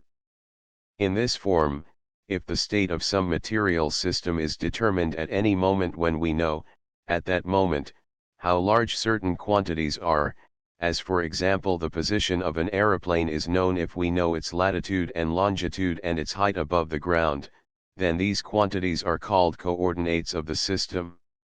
Corresponding to each coordinate, the system has at each moment a certain characteristic which may be called the corresponding impulse coordinate. In simple cases this reduces to what is ordinarily called momentum. In a generalized sense, it may itself be called the momentum corresponding to the coordinate in question. It is possible to choose our coordinates in such a way that the momentum corresponding to a given coordinate at a given moment shall not involve any other coordinate. When the coordinates have been chosen in this way, the generalized quantum principle is applicable. We shall assume that such a choice has been made. When such a choice has been made, the coordinates are said to be separated. The quantum principle is only applicable to motions that are periodic, or what is called conditionally periodic. The motion of a system is periodic if, after a certain lapse of time, its previous condition recurs, and if this goes on and on happening after equal intervals of time. The motion of a pendulum is periodic in this sense, because, when it has had time to move from left to right and from right to left, it is in the same position as before, and it goes on indefinitely repeating the same motion. Wave motions are periodic in the same sense, so are the motions of the planets. Any motion is periodic if it can be described by means of a quantity which increases up to a maximum, then diminishes to a minimum, then increases to a maximum again, and so on, always taking the same length of time from one maximum to the next. One period of a periodic process is the time taken to complete the cycle from one maximum to the next, or from one minimum to the next, for example, from midnight to midnight, from New Year to New Year, from the crest of one wave to the crest of the next, or from a moment when the pendulum is at the extreme left of its beat to the next moment when it is at the extreme left. A system is called conditionally periodic when its motion is compounded of a number of motions, each of which separately is periodic, but which do not have the same period. For example, the Earth has a motion compounded of rotation round its axis, which takes a day, and revolution round the Sun, which takes a year. There are not an exact number of days in a year, if a year is taken in the astronomical and not in the legal sense. That is why we need a complicated system of leap years to prevent errors from piling up. Thus when we take account of both rotation and revolution, the motion of the Earth is conditionally periodic. We shall find later that the motions of electrons in their orbits, when we take account of niceties, are, strictly speaking, conditionally periodic and not simply periodic. The quantum theory in its general form applies to motions that are conditionally periodic in terms of separated coordinates. We can now state the generalized quantum principle. Take some one coordinate of the system, and imagine the motion of the system throughout one period of this coordinate divided into a great number of little bits. In each little bit, take the generalized momentum corresponding to the coordinate in question, and multiply it by the amount of change in the coordinate during that little bit. Add up all these for all the little bits that make up one complete period. Then, in the limit, when the bits are made very small and very numerous, the result of the addition for one complete period will be exactly or some other exact multiple of 4. No one knows in the least why this should be the case. All we can say is that it is so, in all the cases that can be tested. In later developments we shall have occasion to consider the principle in its general form. For the present, we are only concerned with its application to the electron revolving in a circle round the hydrogen nucleus. In this case, the generalized momentum is the same thing that is called angular momentum in elementary dynamics. In the case of circular motion, which is the case that concerns us, it is got by multiplying the mass by the radius and the velocity. As these are all constant, there is no difficulty about obtaining the sum of little bits for a complete cycle, Each little bit consists of the angular momentum multiplied by a little angle, and the sum of all the little bits consists of the angular momentum multiplied by 4 right angles, that is to say, it is obtained by multiplying the mass of the electron by the circumference, instead of the radius, of its orbit and by the velocity. By the generalized quantum principle, this has to be or etc. In the minimum orbit it is, that is why no smaller orbit is possible. In the next orbit, which is 4 times as large, it is, in the third orbit, which is 9 times as large, it is, and so on. In virtue of the quantum principle, these are the only orbits that are possible. We can now understand how Bohr's theory explains the lines of the hydrogen spectrum. When the electron jumps from a larger to a smaller orbit, it loses energy. A little very elementary mathematics 5 shows that the kinetic energy in the second orbit is a quarter of that in the first, in the third it is a ninth, in the fourth, a 16th, and so on. It is also very easy to show that, apart from a constant portion which may be ignored, the total energy in any orbit, potential and kinetic together, is numerically equal to the kinetic energy, but with the opposite sign. Therefore the loss of total energy in passing from a larger to a smaller orbit is equal to the gain of kinetic energy. It follows that, if we call the kinetic energy in the smallest orbit, the loss of energy in passing from the second orbit to the smallest is, the loss in passing from the third orbit to the first is, the loss in passing from the third to the second is, i.e., and so on. It will be noticed that the numbers that come here are the same as those that occurred in connection with Rydberg's constant in the preceding chapter. The energy which is lost by the atom in one of these jumps is turned into a light wave. What sort of light wave it is to become is determined by the theory of quanta. A light wave is a periodic process, and if its frequency is, its period is of a second. The generalized quantum principle shows that, if the period of a wave is, the energy of the wave multiplied by must be or an exact multiple of, in fact, so far as observation goes, it appears to be always. Since is of a second, when is the frequency, it follows that the energy of the wave is. Also, by the principle of the conservation of energy, the energy of the wave is equal to the energy that the atom has lost. This shows that, if E is the kinetic energy of the electron in the smallest orbit, the wave caused by a transition from the second orbit to the first will have a frequency given by the equation for a transition from the third orbit to the first, for a transition from the third orbit to the second, and so on. Comparing these results with the empirical results set forth in Chapter 4, we see that they will agree if Rydberg's constant is equal to divided by n the velocity of light. We have to divide by the velocity of light, because in this chapter we have been speaking of frequencies, while in Chapter 4 we were speaking of wave numbers. Now is easily calculated since we know the charge on a hydrogen nucleus and on an electron, the mass of an electron, and the radius of the minimum orbit, also and the velocity of light are known. It is found that the calculated value of Rydberg's constant, from these data, agrees closely with the observed value. This was, from the first, a powerful argument in favor of Bohr's theory. For different kinds of light, the frequency is different. In the visible parts of the spectrum, it determines the color, being smallest for red and greatest for violet. By measuring the frequencies of the different lines in the hydrogen spectrum, and multiplying each by, we find out how much energy the above loses in the different transitions from orbit to orbit that are possible.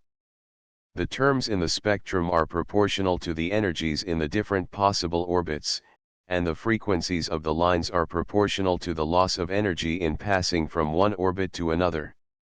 We can calculate what the different possible orbits should be from the fact that their energies must differ by an amount.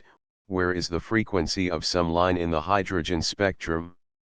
We can also calculate the possible orbits from the fact that the mass of the electron multiplied by the circumference of an orbit multiplied by the velocity in that orbit must be an exact multiple of. These two methods lead to the same result, and thus confirm our theory. There are, however, certain minutiae of the hydrogen spectrum which cannot be explained by Bohr's theory in its original form. All these, down to the smallest particular, are explained by the generalized form of the theory, which is due in the main to Sommerfeld. We shall explain this generalized theory in the next chapter. The quantity, Planck's quantum, has been found to be involved in all the very minute phenomena that can be adequately studied. It is one of the fundamental constants to which science is led. For the present, it represents a limit of explanations, since no one knows why there is such a constant or why it is just the size it is. The limits of our explanations in any given stage of science are, while that stage lasts, brute facts, and so Planck's quantum, for the present, is a brute fact. It is involved in all very small periodic processes, but why this should be the case we do not know. 3. Expressed in the usual CGS units. Its dimensions are those of action or angular momentum.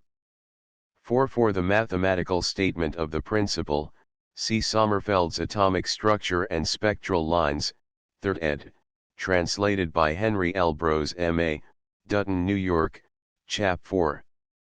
And Appendix 7. 5. See Appendix 7. Refinements of the hydrogen spectrum. In Bohr's theory, the electron always moves round the hydrogen nucleus in a circle. But according to Newtonian principles, the electron ought also to be able to move in an ellipse, and the generalized quantum principle can be applied to elliptic orbits as well as to those that are circular.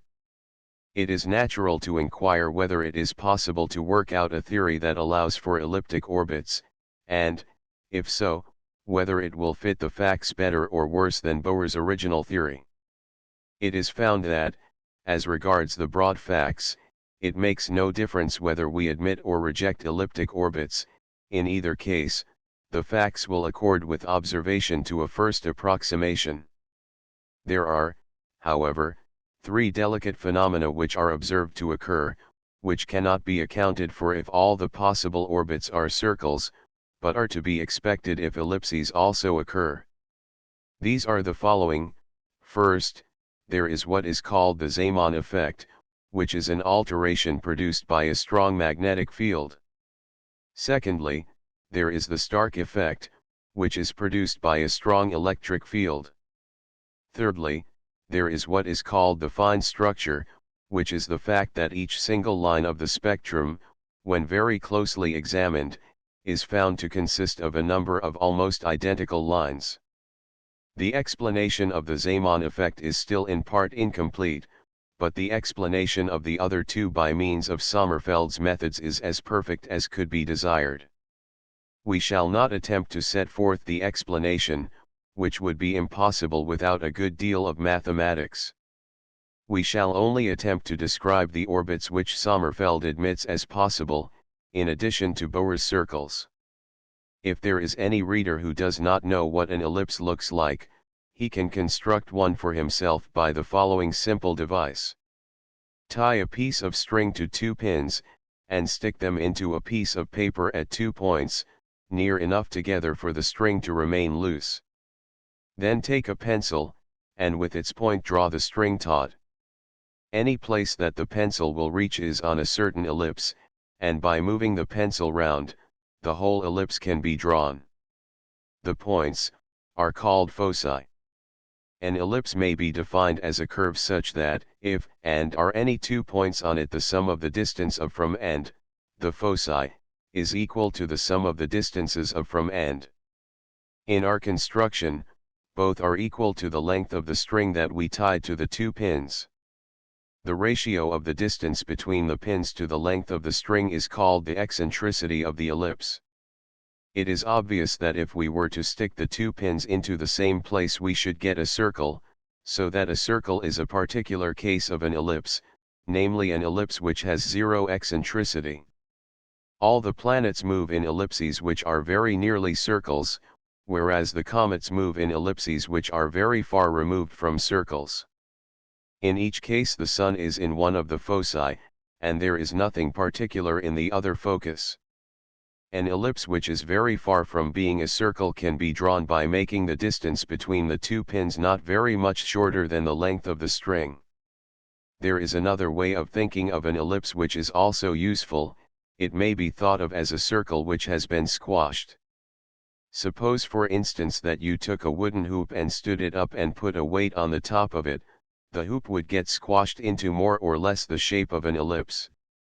In the figure, the hoop is drawn circular, as it is before the weight is put on, then a heavy weight is put on the highest point, and the hoop takes more or less the form of the dotted curve in the figure. The weight, which was put on has made the top of the hoop sink too. The hoop is supposed to be fastened, like a wheel, onto an axle in the middle.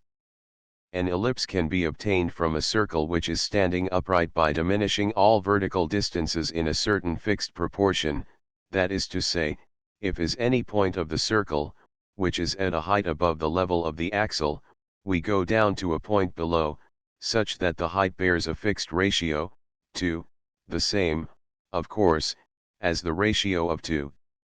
The ratio of 2 is also of course the same for any point of the curve, and equal to the ratio of 2. We will call this the amount of flattening of the ellipse. This is not a recognized expression, but will prove convenient for our purposes. To state the whole thing precisely, given a circle, imagine it to be stood upright, like a wheel, with an axle through the center. Then lower each point in the top half of the wheel by a fixed proportion of its height above the level of the axle, and raise each point in the bottom half in the same proportion of the lowering to the final height, or of the raising to the final depth, in the lower half, we will call the amount of flattening in the ellipse. That is to say, if is half of, and half of, the amount of flattening is a half, if is a third of, the amount of flattening is a third, and so on. We can now explain what are the ellipses which are possible for the electron in a hydrogen atom. In the figure, represents the electron, represents the nucleus, which is in a focus of the ellipse. Is the point where the electron is nearest to the nucleus, the point where it is farthest from it, the center of the ellipse, which is halfway between and. There are now two periodic characteristics of the orbit, instead of only one, as in the case of the circle. The first periodic characteristic is, as before, the angle which makes with. The other is, the distance of the electron from the nucleus. This grows continually smaller while the electron is traveling from 2, and then continually larger while it is traveling from 2.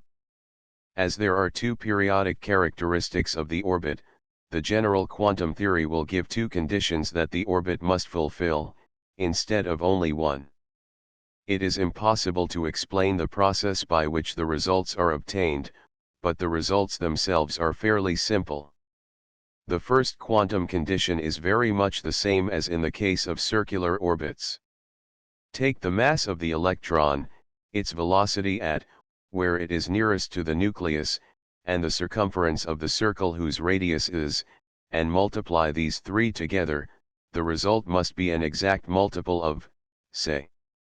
The second quantum condition determines how much the ellipse departs from a circle. It states that there is a second whole number, the second quantum number, such that is the amount of flattening in the sense defined a moment ago. The second number may be 0, we then obtain Bohr's case of circular orbits. If it is not 0, the electron moves in a more or less eccentric orbit. It turns out that, apart from niceties, the energy of an electron in its orbit, and therefore the spectral lines corresponding to jumps from one orbit to another, do not depend upon the separate numbers and, but only upon their sum. The result is that the lines to be expected, apart from niceties, are the same as on Bohr's original theory of circular orbits. If the matter were to end here, we might seem to have had a lot of trouble for nothing. Even then, however, we could have drawn a useful lesson from the theory of elliptic orbits. There are, as we shall see, certain facts which are explained by elliptic orbits and not by circular orbits, but these facts are mostly recent discoveries, and might easily have remained unknown for some time longer. In that case, Bohr's original theory would have accounted admirably for all the known facts, and there would have seemed to be very strong grounds for accepting it. Yet the theory of elliptic orbits would have accounted for the facts just as well, so that there would have been no way of deciding between them. This illustrates what is sometimes forgotten, that a theory which explains all the known relevant facts down to the minutest particular may nevertheless be wrong. There may be other theories, which no one has yet thought of, which account equally well for all that is known. We cannot accept a theory with any confidence merely because it explains what is known. If we are to feel any security, we must be able to show that no other theory would account for the facts. Sometimes this is possible, but very often it is not. Poincaré advanced a proof that the facts of temperature radiation cannot be explained if we assume that radiation is a continuous process, and that any possible explanation must involve sudden jumps such as we have in the quantum theory. His argument is difficult, and it is possible that it may not ultimately prove wholly cogent. But it affords an instance of that further step without which scientific hypothesis must remain hypothetical. In our case, fortunately, there is evidence that elliptic orbits actually do occur when an electron moves round a hydrogen nucleus. That is to say, there is evidence that this hypothesis explains certain facts which the hypothesis of circular orbits cannot explain. But although the agreement between theory and observation is astonishingly close, it cannot be said that we have yet reached the stage where we can be quite certain that no other theory would account for the facts. All the broad facts in the spectrum depend upon the sum of the two quantum numbers, not on either separately. We therefore classify orbits by this sum. We thus arrive at the following possible orbits. First case. Since cannot be zero, because if it were the electron would fall into the nucleus, this gives only one possibility, namely, when there is no flattening, and the orbit is a circle. Thus this first case is that of Bohr's minimum circle. Second case. Here there are two possibilities, namely, and the first of these gives Bohr's second circle, the second gives an ellipse in which there is a unit amount of flattening, that is to say, the ellipse is half as high as it is broad. Third case.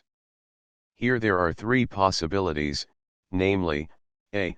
This gives Bohr's third circle, b. This gives an ellipse in which the amount of flattening is a half, that is to say, the ellipse is 2/3 as high as it is broad, c.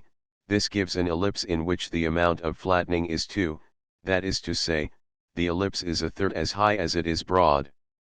In the fourth case, there are four possibilities, and so on. The breadth of the ellipse depends only upon, so that all the possible ellipses under one head have the same breadth. The energy also, apart from niceties, depends only upon 6 of the 3 sets of facts which show that elliptical orbits must occur.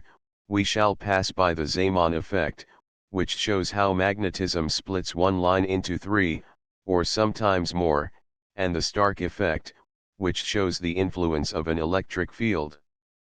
The third, however, is so interesting that it cannot be omitted, since it shows that the electron, in so far as it obeys ordinary dynamical laws, follows the principles of Einstein in preference to those of Newton. Very careful observation shows that the lines in the spectrum which we have hitherto treated as single really consist of 2, and in other cases 3 or more, separate lines very close together. This suggests that two different orbits which give the same value of do not produce exactly the same line in the spectrum when an electron jumps to or from them. The phenomenon is more noticeable in the case of other elements than in that of hydrogen, for reasons which the theory explains. Fortunately, on this point our theory is able to tell us a good deal about other atoms, but in what follows we shall confine ourselves to hydrogen. The mathematical argument which shows that the energy of the electron in its orbit only depends upon proceeds on Newtonian principles, more particularly, it treats the mass of the electron as constant.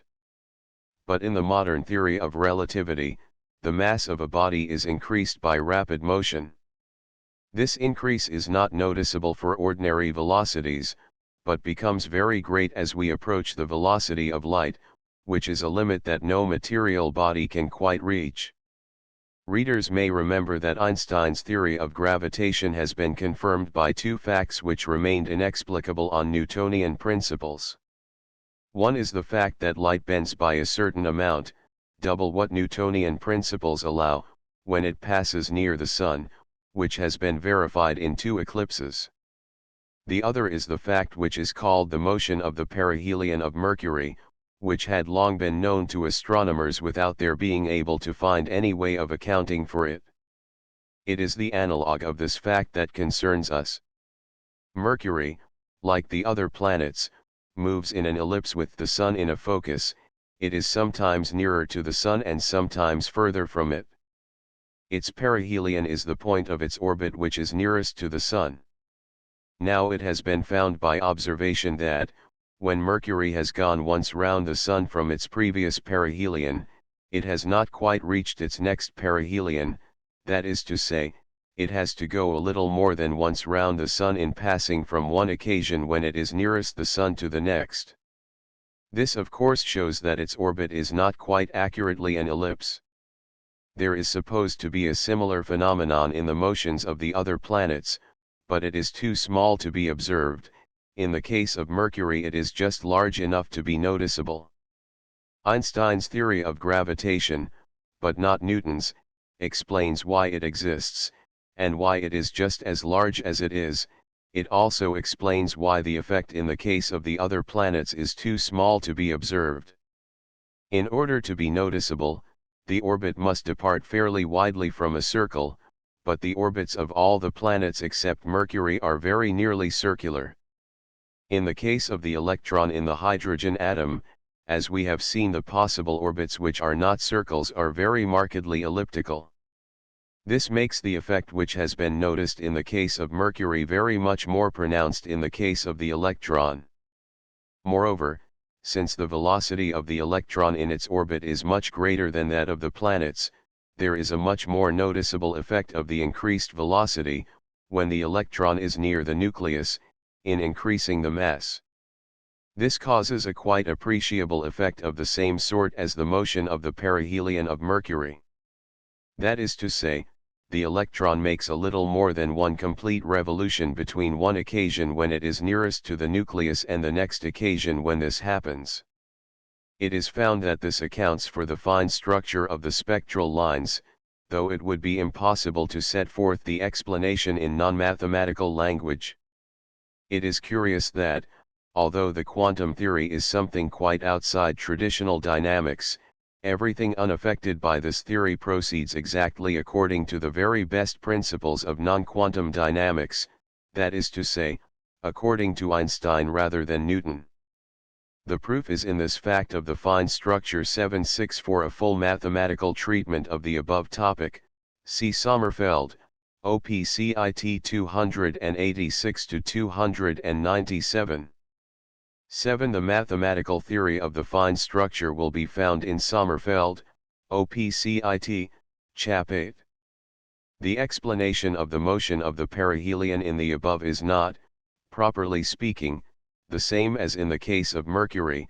The latter depends upon the general theory of relativity, and Einstein's new law of gravitation, while the former depends only upon the special theory of relativity. 8 rings of electrons. When we come to atoms that have more than one electron, we can no longer work out the mathematics in the same complete way as we can in the case of hydrogen and positively electrified helium.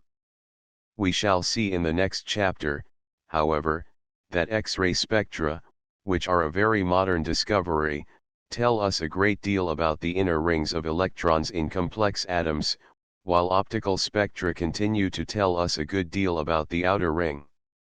As we travel up the periodic table, the first element in each period, which is an alkali, has only one electron in the outermost ring. Accordingly, we might expect this one electron to move more or less as the hydrogen electron does, since the positive charge on the nucleus exceeds the negative charges on the inner electrons by just the amount of the charge on an electron or a hydrogen nucleus, and the inner electrons may be expected to be never very near the outer electron, as distances go within an atom. This would lead us to look out for a spectrum, in the case of an alkali, more or less similar to that of hydrogen, and in fact, this is found to be the case. Some inferences can be drawn from the fact that in all series spectra Rydberg's constant makes its appearance. There can be no doubt that the quantum theory applies, and that the orbit of an electron, as in the case of elliptical orbits in hydrogen, is in general determined by two quantum numbers, both of them whole numbers which are usually small. There is, however, considerable uncertainty about the arrangement of the electrons when there are more than one. Already with helium, which has only two electrons, complications arise. There are two complete systems in the helium spectrum, each such as one might expect to constitute the whole spectrum of an element. This leads Bohr to the conclusion that there are two possibilities for the stable state of the second electron, in one of which it moves in an orbit similar to that of the first, while in the other it moves in an orbit considerably larger than that of the first. These two states would not be related as are the different possible orbits in the hydrogen atom, that is to say, an electron left to itself would never jump from the larger to the smaller orbit. They are both final states, after all jumps have been made. The atom cannot pass from one to the other directly, but only by a roundabout process. When both electrons move in similar minimum orbits, they cannot be in the same plane. Originally it was assumed, merely in order to try simple hypothesis first, that the electrons in an atom all moved in the same plane. This hypothesis has had to be abandoned, and it is now believed that even the electrons constituting one ring are in different planes. In fact, it is suggested that, in an inert gas, the 8 electrons constituting the outer ring are arranged more or less like the 8 corners of a cube. But according to Bohr, even this hypothesis is still too simple. It will be remembered that, when we were dealing with elliptic orbits in the hydrogen atom, we found that the two quantum members n were not individually so important as their sum. We call this the total quantum number. Although we cannot calculate in detail the paths of electrons in other atoms, we can see that there will still be a total quantum number, the sum of two partial quantum numbers, which will determine the most important features of the orbit. Rings of electrons will be sets having the same total quantum number. If their two partial quantum numbers severally are the same, their orbits will have the same shape. If not, the orbits of some will be much more eccentric than those of others. It may happen that the orbit of an electron belonging to an outer ring is so eccentric that at moments it penetrates within an inner ring, just as a comet which is usually very distant from the Sun may for a short time be nearer than any of the planets. When an electron penetrates in this way into regions thoroughly settled by other electrons, all of which are repelled by it, the effect must be very disturbing. Comets produce no great disturbance in the solar system, because their mass is very small, but electrons are all equal, not only as to their mass, which is less important, but as to their electric charge, which is what governs their motions. It seems as if an atom must be somewhat uncomfortable, and have anything but a harmonious family life, if it is subject to such eruptions several billions of times in every second. However, apparently it gets used to them, and learns to adjust itself. The phenomena of the optical spectrum are produced by disturbances in the outer ring of electrons, i.e. when one of the outer electrons has been moving in an orbit which is larger than the normal orbit of an electron in the outer ring, and suddenly jumps to this normal orbit or to some intermediate one. But X-rays arise from disturbances in the inner rings of electrons. If an electron is torn away from the inner regions of an atom, it will soon be replaced by some electron which was formerly in the outer ring. There is a vacant place near the nucleus, and any electron that can will seize the chance to occupy it. The amount of energy radiated out in waves when this occurs is very great, and therefore the frequency of the waves is very great. X-rays only differ from ordinary light waves by their great frequency, so that the emission of X-rays is just what might be expected under such circumstances. This is why X-rays give us so much information about the inner rings. Bertrand has given a table setting out his theory of the way the electrons are arranged in the various inert gases, each of which has its outer ring as full as it will hold until there are other electrons outside it. The helium atom, in its commoner form, he supposes to contain 2 electrons moving in circles, each with the same total quantum number, namely 1, as the minimum circle in hydrogen. There is, however, as we saw, another form of helium, in which one of the electrons moves in an eccentric orbit. In the next inert gas, neon, there are 10 electrons, 2 in the inner ring and 8 in the outer. The 2 in the inner ring, according to his table, remain as in helium, but of the outer 8 4 are moving in circles and 4 in ellipses. This and the other figures in his table apply, of course, to the atom in its most compressed state, the state to which it tends when it is let alone, the state corresponding to the minimum circle in hydrogen. Argon, which comes next with 18 electrons, has its 2 inner rings as in neon, but has 8 electrons in a third ring. Partly from spectroscopic considerations, partly on grounds of stability, Bertrand maintains that these 8 outer electrons none of them move in circles, but are divided into 2 groups of 4, the first group moving in orbits of very great eccentricity, the second in less eccentric orbits. The first group of 4 will, at moments, penetrate inside the first ring. It is assumed that the 2 inner rings are definitely completed as soon as we reach neon, but that the later rings are not completed so quickly. For reasons which we explained in Chapter 3, the periods containing a great many elements in the periodic table are best explained by assuming that the change from one element to the next is not always in the outermost ring, but is sometimes in the next ring, or even, in the case of the rare earths, in the next but one. According to these principles, krypton, which is the element, and so has 18 more electrons than argon, is not to have the whole 18 in its outer ring. Only 8 are to be in the outer ring, the remaining 10 are added to the third ring, which is to have 18 electrons, 6 in orbits like one previous group of 4, 6 in orbits like the other previous group of 4, and 6 in circles. The 8 outer electrons are again divided into 2 groups of 4, one group exceedingly eccentric, more so than any in argon, and the other group somewhat less so. Passing to xenon, the element in the periodic table, the first 3 rings are as in krypton, the fourth ring has 18 electrons instead of 8, 6 in each of the groups that previously had 4, and 6 in orbits that are not circles, but have only a small eccentricity. As we saw in connection with hydrogen in the previous chapter, as the total quantum number increases, the number of possible orbits increases. When the total quantum number is 1, there is only one possibility, a circle; when 2, there are 2, when 3, there are 3, and so on. This does not mean that there can be only one orbit whose total quantum number is 1, it only means that any orbit whose total quantum number is 1 must be a circle of a certain size. There may be, except in hydrogen there are, 2 electrons moving in circles of this size, but in different planes. Similarly in the other cases.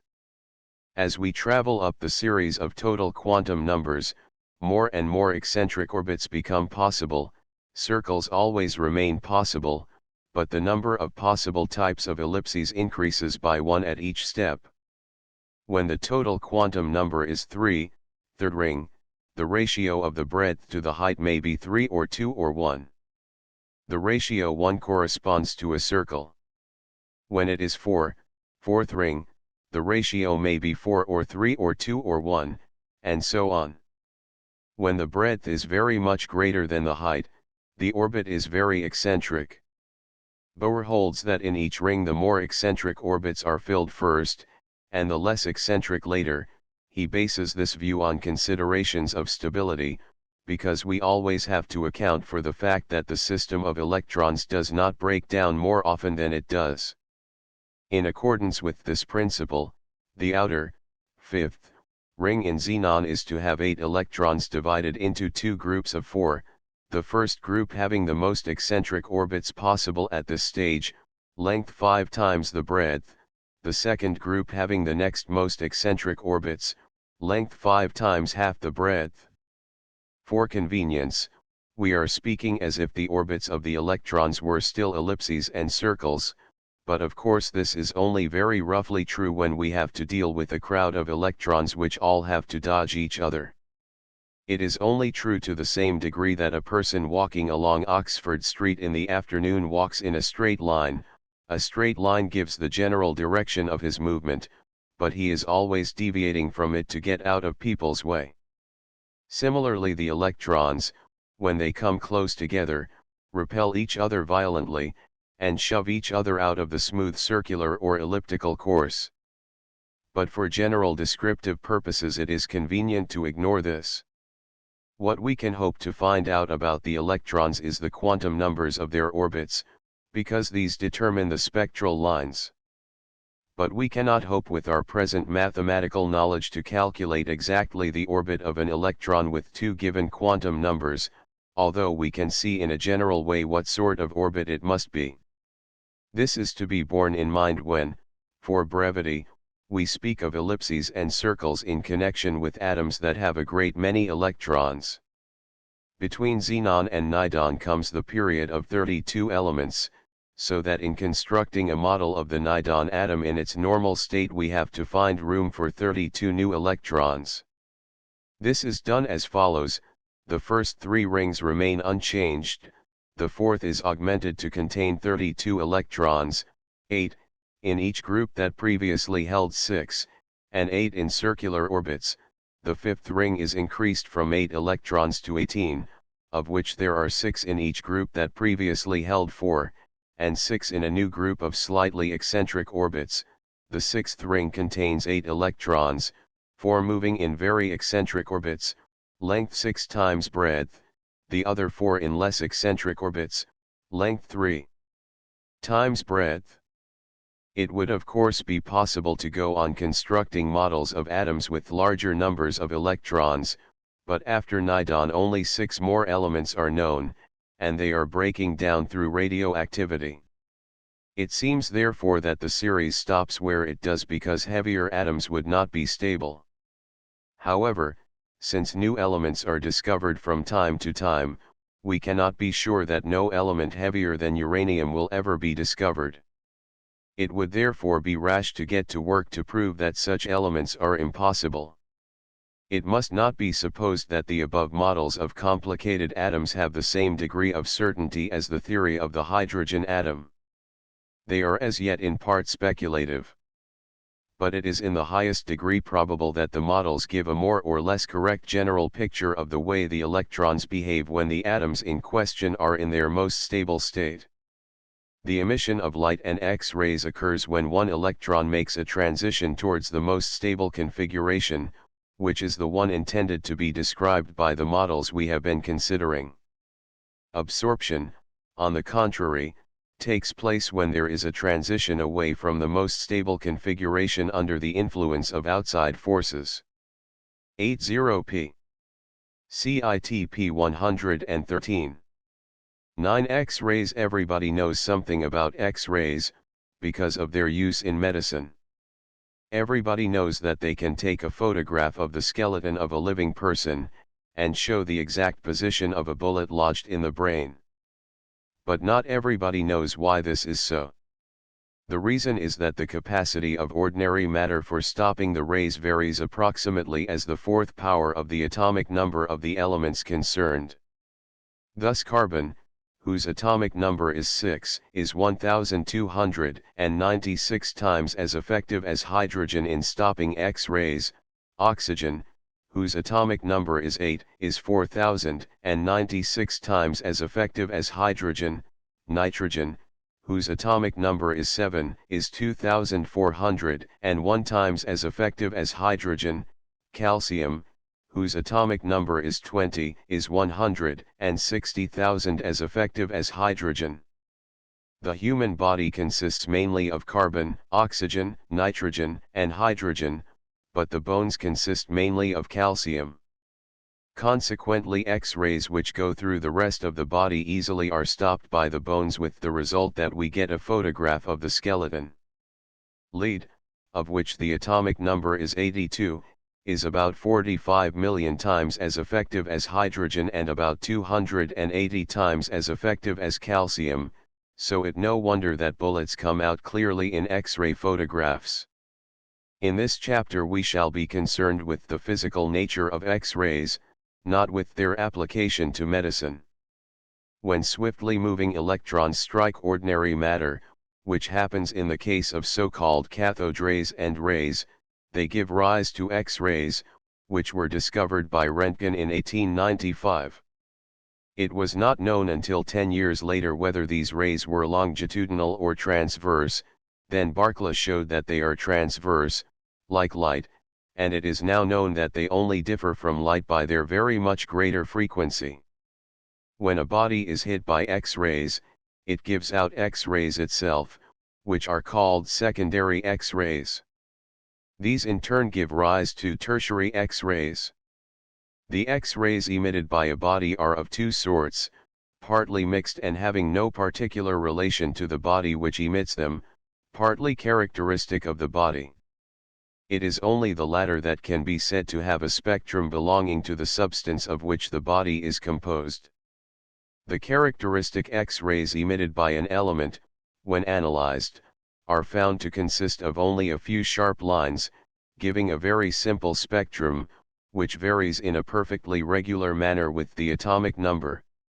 Unlike the optical spectra, the X-ray spectra of different elements are closely similar, with an increase of frequency in corresponding lines as the atomic number increases. Broadly speaking, there are three lines, the K, L, and M lines as they are called, which make up the X-ray spectra, but technical difficulties make it impossible to observe more than two in one element. None can be observed in very light elements, the K line cannot be observed in very heavy elements, and the M line can only be observed in very heavy elements. But this is fully accounted for by the difficulties of observation. X-ray spectra can only be observed by means of suitable crystals, and the observations are limited by the crystals that are available. There is every reason to believe that, if we could invent suitable apparatus, we should find that all three lines exist throughout the series of elements. They are, in fact, roughly the same as the principal lines in the hydrogen spectrum, which in that case fall in the optical region. The frequency of each line increases very nearly as the square of the atomic number, as we pass from one element to another. Each line corresponds to a transition from one ring of electrons to another. What may be supposed to happen when X-rays are excited is closely similar to what happens when visible rays are excited. An electron, passing in the cathode stream, which consists of swiftly moving electrons, penetrates into the inner rings of electrons, and manages to knock out one of the electrons in an inner ring. The resulting state of affairs is unstable, and presently the outer rings supply an electron to the vacant place in the inner ring. The result is that the atom loses energy, which spreads out in a wave just like a light wave. But when heavy atoms are concerned, the great charge on the nucleus causes the time of revolution of the nearer electrons to be much less than in the case of hydrogen. Roughly speaking, the number of revolutions per second in an orbit having given quantum numbers will increase as the square of the atomic number of the element concerned. It follows that this applies also to the difference of energy between two different rings, and therefore, by Planck's principle, to the frequency of the corresponding spectral line, for, by Planck's principle, when an electron jumps from one ring to another, the frequency of the corresponding spectral line is obtained by dividing the loss of energy by. Thus, roughly speaking, we should expect X-ray spectra to give the same lines for different elements, only with frequencies that increase as the square of the atomic number, and in fact this is what we do find. It is because the frequency increases so fast as we go up the periodic table that the inner rings of the later elements give lines in the X-ray spectrum instead of the optical spectrum. X-ray spectra do not occur, as a regular thing, in the form of absorption spectra, and in this they differ from optical spectra. It is worthwhile to understand why this is. When ordinary light of a frequency which an element is capable of emitting, passes through a gas composed of the element absorbs all or some of it, though light of other frequencies passes through freely. The reason is that light corresponding to a spectral line of the element supplies just the quantum required to move an electron from an inner to an outer ring. The energy of the light wave is used up in doing this. The electrons involved in optical spectra are only those in the outer ring. In a case of absorption, they are moved still further out into an empty region, from which they may return at some later time in a case of fluorescence. But in X-ray spectra the electrons concerned are those in the inner rings. When one of these is fetched out by a passing electron, it cannot settle in an outer ring, because the outer rings are already occupied by electrons. Each of the electrons that it passes on the way out repels it, and gives it, so to speak, an extra shove. The result is that it cannot rest in an outer ring, unless by some exceptional stroke of luck, but has to go wandering off into space. The energy involved in such a journey is not tied down to certain amounts, like the energy involved in passing from one possible orbit to another. Its place in the inside is taken by one of the outer electrons, while the outer ring remains one electron short until it has a chance to help itself from some other atom or by means of some free electron. We saw in Chapter 2 that what is called the atomic number of an element is more important than the atomic weight. The atomic number represents a fundamental property of the atom, namely the positive charge on the nucleus. An atom with such and such an atomic number has a charge on the nucleus which is such and such a number of times the charge on the hydrogen nucleus, or the opposite charge on the electron. It follows that an atom in its neutral state, i.e. when it is unelectrified, has a number of electrons round the nucleus which is the same as its atomic number.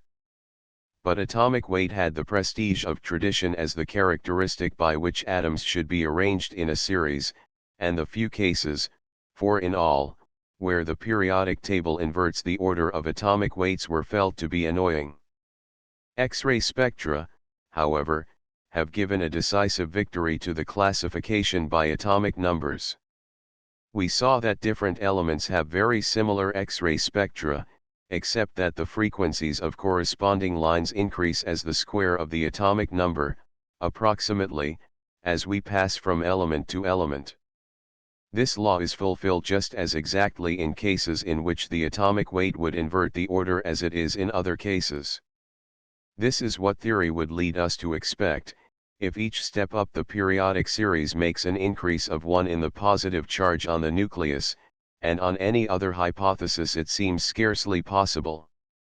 The X-ray spectra, therefore, afford a very powerful argument in favor of Rutherford's general conception of the way atoms are constructed, as well as in favor of the theory of quanta as the explanation of spectral lines. The law of X-ray spectra is the same as the law of optical spectra, namely that, if is the frequency of a line in the spectrum, i.e. the number of waves per second, and is Planck's quantum, multiplied by is the energy lost by the atom in the transition which gives rise to the line in question. There are three principal lines in X-ray spectra, called, respectively, the K, L, and M lines. For any given atom, the K line has the greatest frequency and the M line the least. The K line represents a transition by an outer electron to the inmost ring, the L line represents a transition to the second ring, and the M line to the third.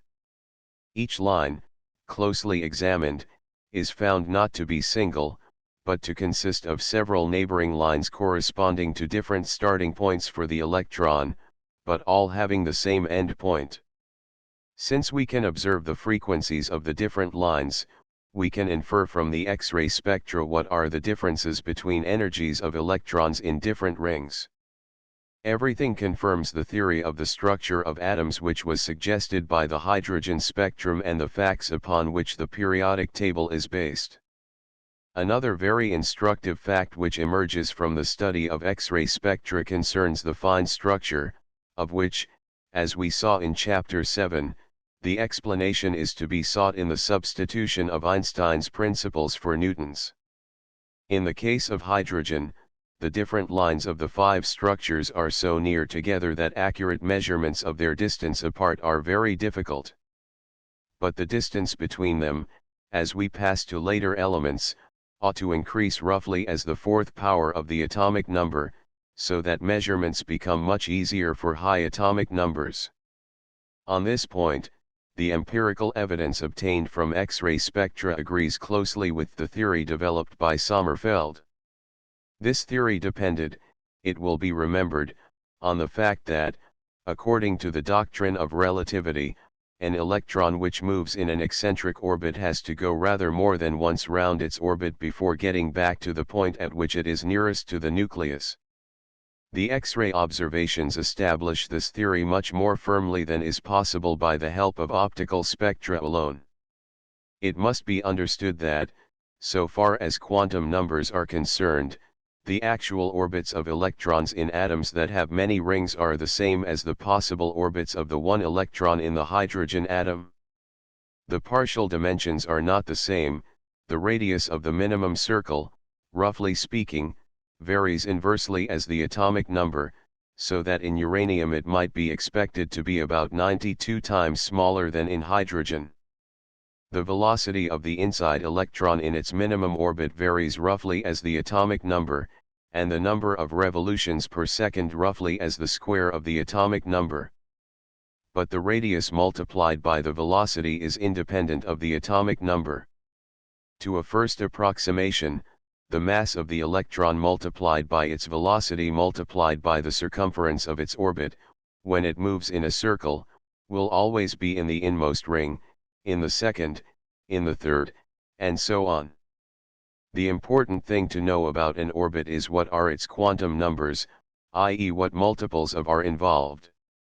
This is just as true in regard to X-ray spectra as in regard to optical spectra.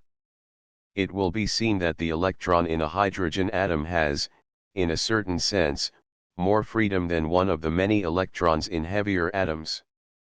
There is less overcrowding and more room for migration.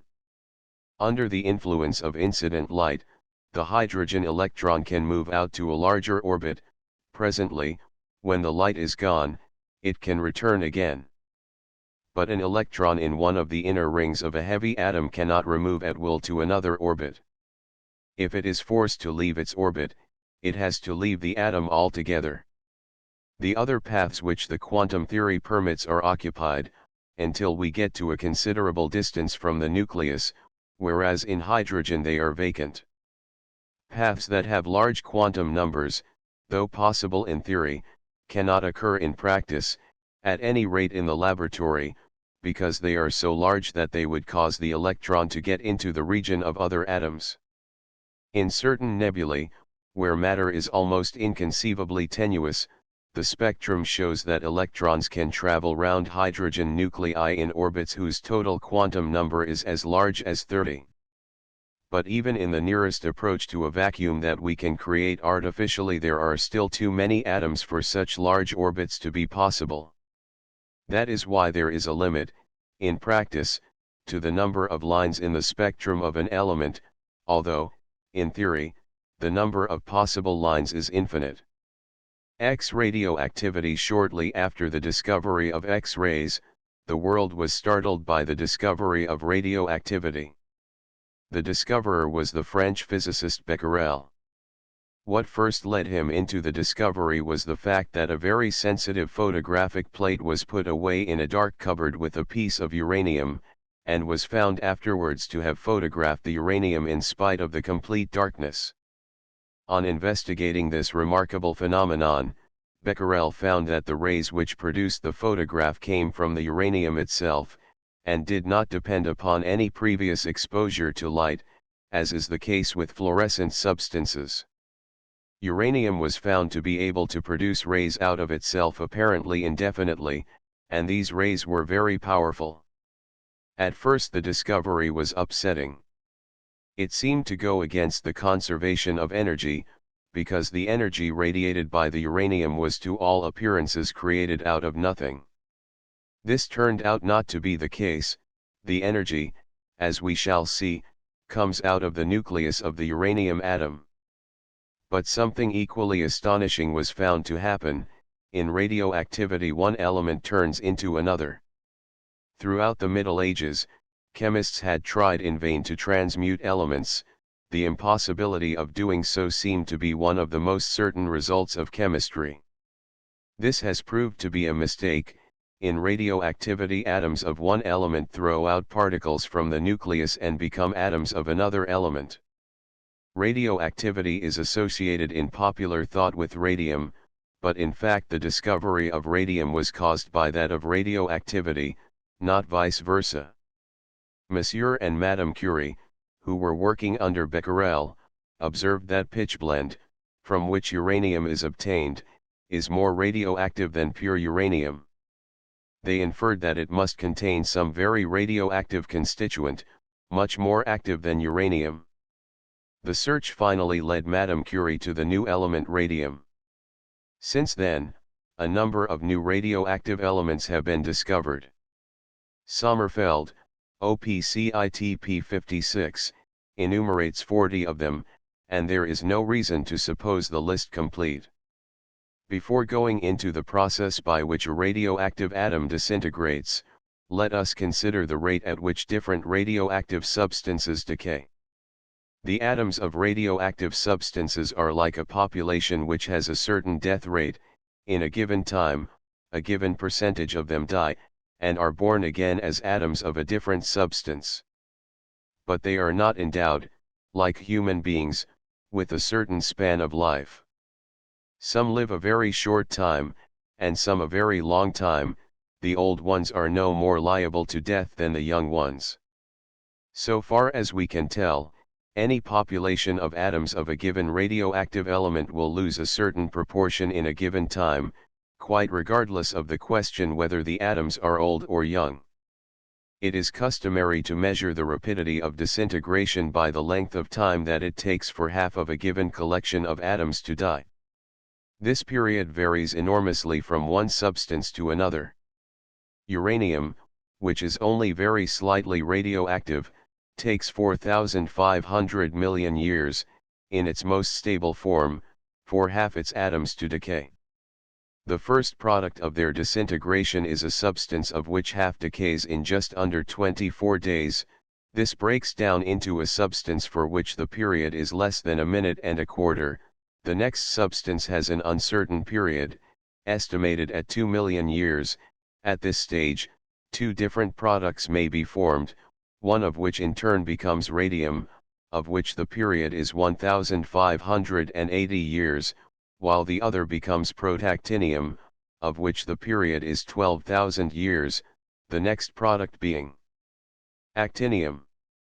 Radium gives rise to the inert gas nidon, also called radium emanation, for which the period is a little less than 4 days. The end of both series is a form of lead, which, so far as we know, is not radioactive at all.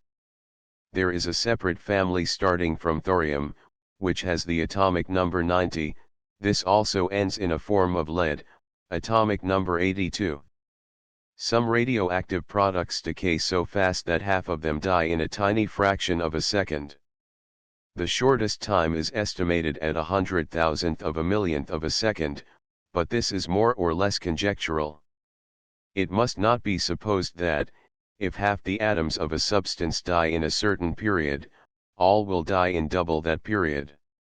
After half are dead, only half as many are left to die, of these half will die in the next period.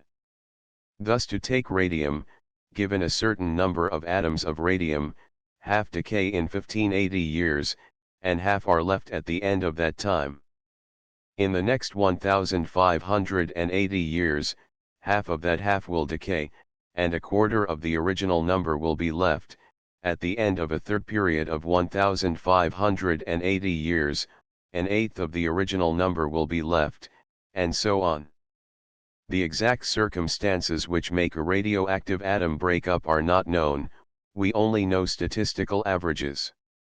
We have to suppose that the nucleus is in more or less unstable equilibrium, and may be disintegrated at any moment by some chance which comes, on the average, to a certain proportion of the atoms in any given period. We are in the same position as we should be in with human populations if we could observe the death rate, but were quite unable to observe the various diseases of which people die. One point in which radioactive substances differ from human populations is that, at the beginning of the series, we have two substances, uranium and thorium, which sometimes die but are never born, so far as our knowledge extends, while at the other end we have three kinds of lead, which are born but apparently never die. Thus the heaviest elements in the periodic series are continually breaking down, and no process is known by which they can be built up again. There may at one time have been many elements with a structure more complex than that of uranium, which have broken down so that whatever traces of them are left in the universe have not been discovered by us. Radioactivity is one of those processes of degeneration, in a certain technical sense, to which no converse process of regeneration is known. We see complex atoms breaking up, and it is natural to suppose that there are, or have been, circumstances under which they are put together out of simpler atoms. But no trace of any such circumstances has been discovered. In this respect, as in some others, the universe seems like a clock running down, with no mechanism for winding it up again. All the uranium in the world is breaking down, and we know of no source from which new uranium can come. Under these circumstances it seems strange that there should be any uranium. But if, like some insects, we lived only for a single spring day, we should think it strange that there should be any ice in the world, since we should find it always melting and never being formed. Perhaps the universe has long cycles of alternate winding up and running down. If so, we are in the part of the cycle in which the universe, or at least our portion of it, runs down. Everything pleasant is associated with this running down, because it is only this process that liberates energy for the purposes that we regard as useful. It is time, however, to return from these speculations to the mechanism of radioactivity. When a substance is radioactive, it emits one or more of three kinds of rays, which are called respectively rays, and rays. It has been found that rays consist of particles, each of which is the nucleus of a helium atom. Rays also consist of particles, but in this case they are electrons.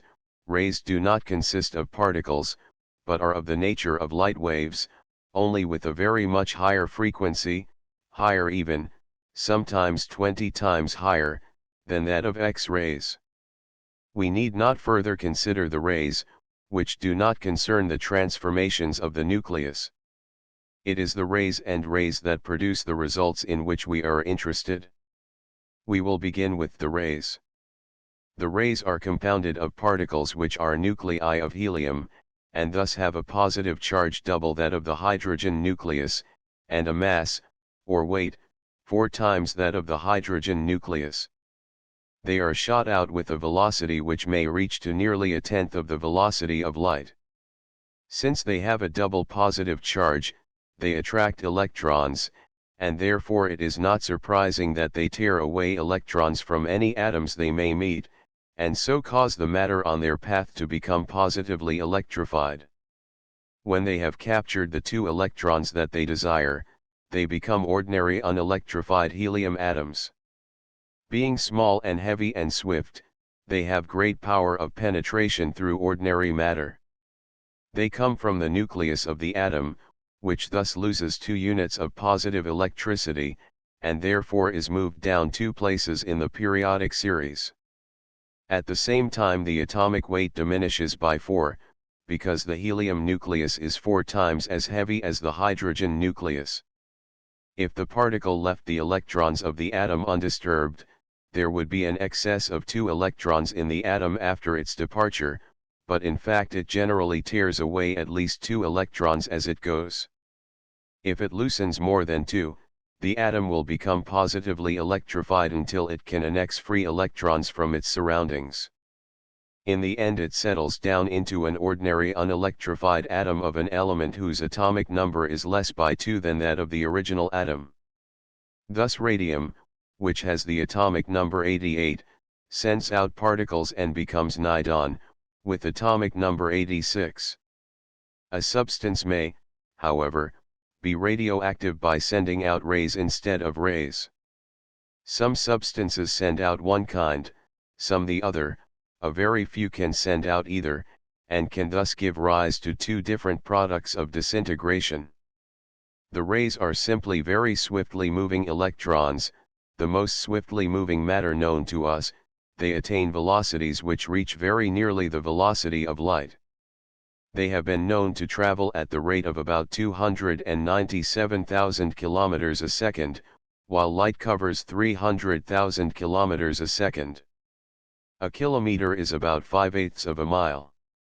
The velocity of light is a theoretical limit, which cannot be attained by anything material, so that we have in particles velocities about as great as we can ever expect to find in nature. Since radioactivity always gives rise to a new element, and since the element is determined by its nucleus, the particles as well as the particles must come out of the nucleus. Since the particles are electrons, this shows that the nucleus of a radioactive element must contain electrons. This is to be expected in all elements, because the atomic weight increases about twice as fast as the atomic number, so that the atomic number, which is the net charge in the nucleus, must be the result of a number of hydrogen nuclei about twice as great as the atomic number and a number of electrons about equal to the atomic number. This is not always exactly true, but at any rate it is likely to be a first approximation. There is therefore no reason to be surprised by the fact that electrons come out of the nuclei of radioactive elements.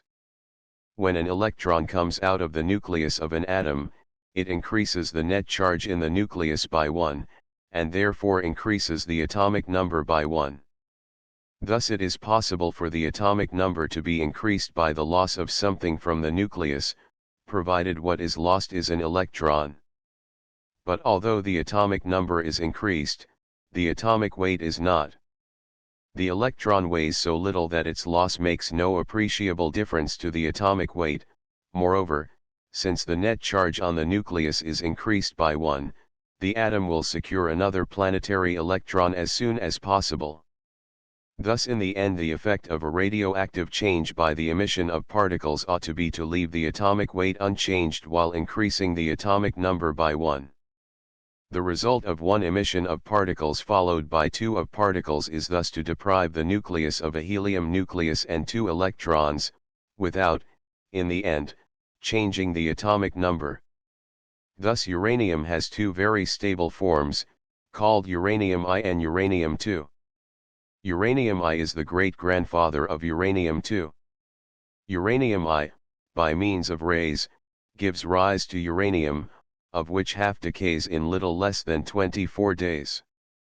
Uranium gives rise to uranium by means of rays, half of uranium decays in just over a minute.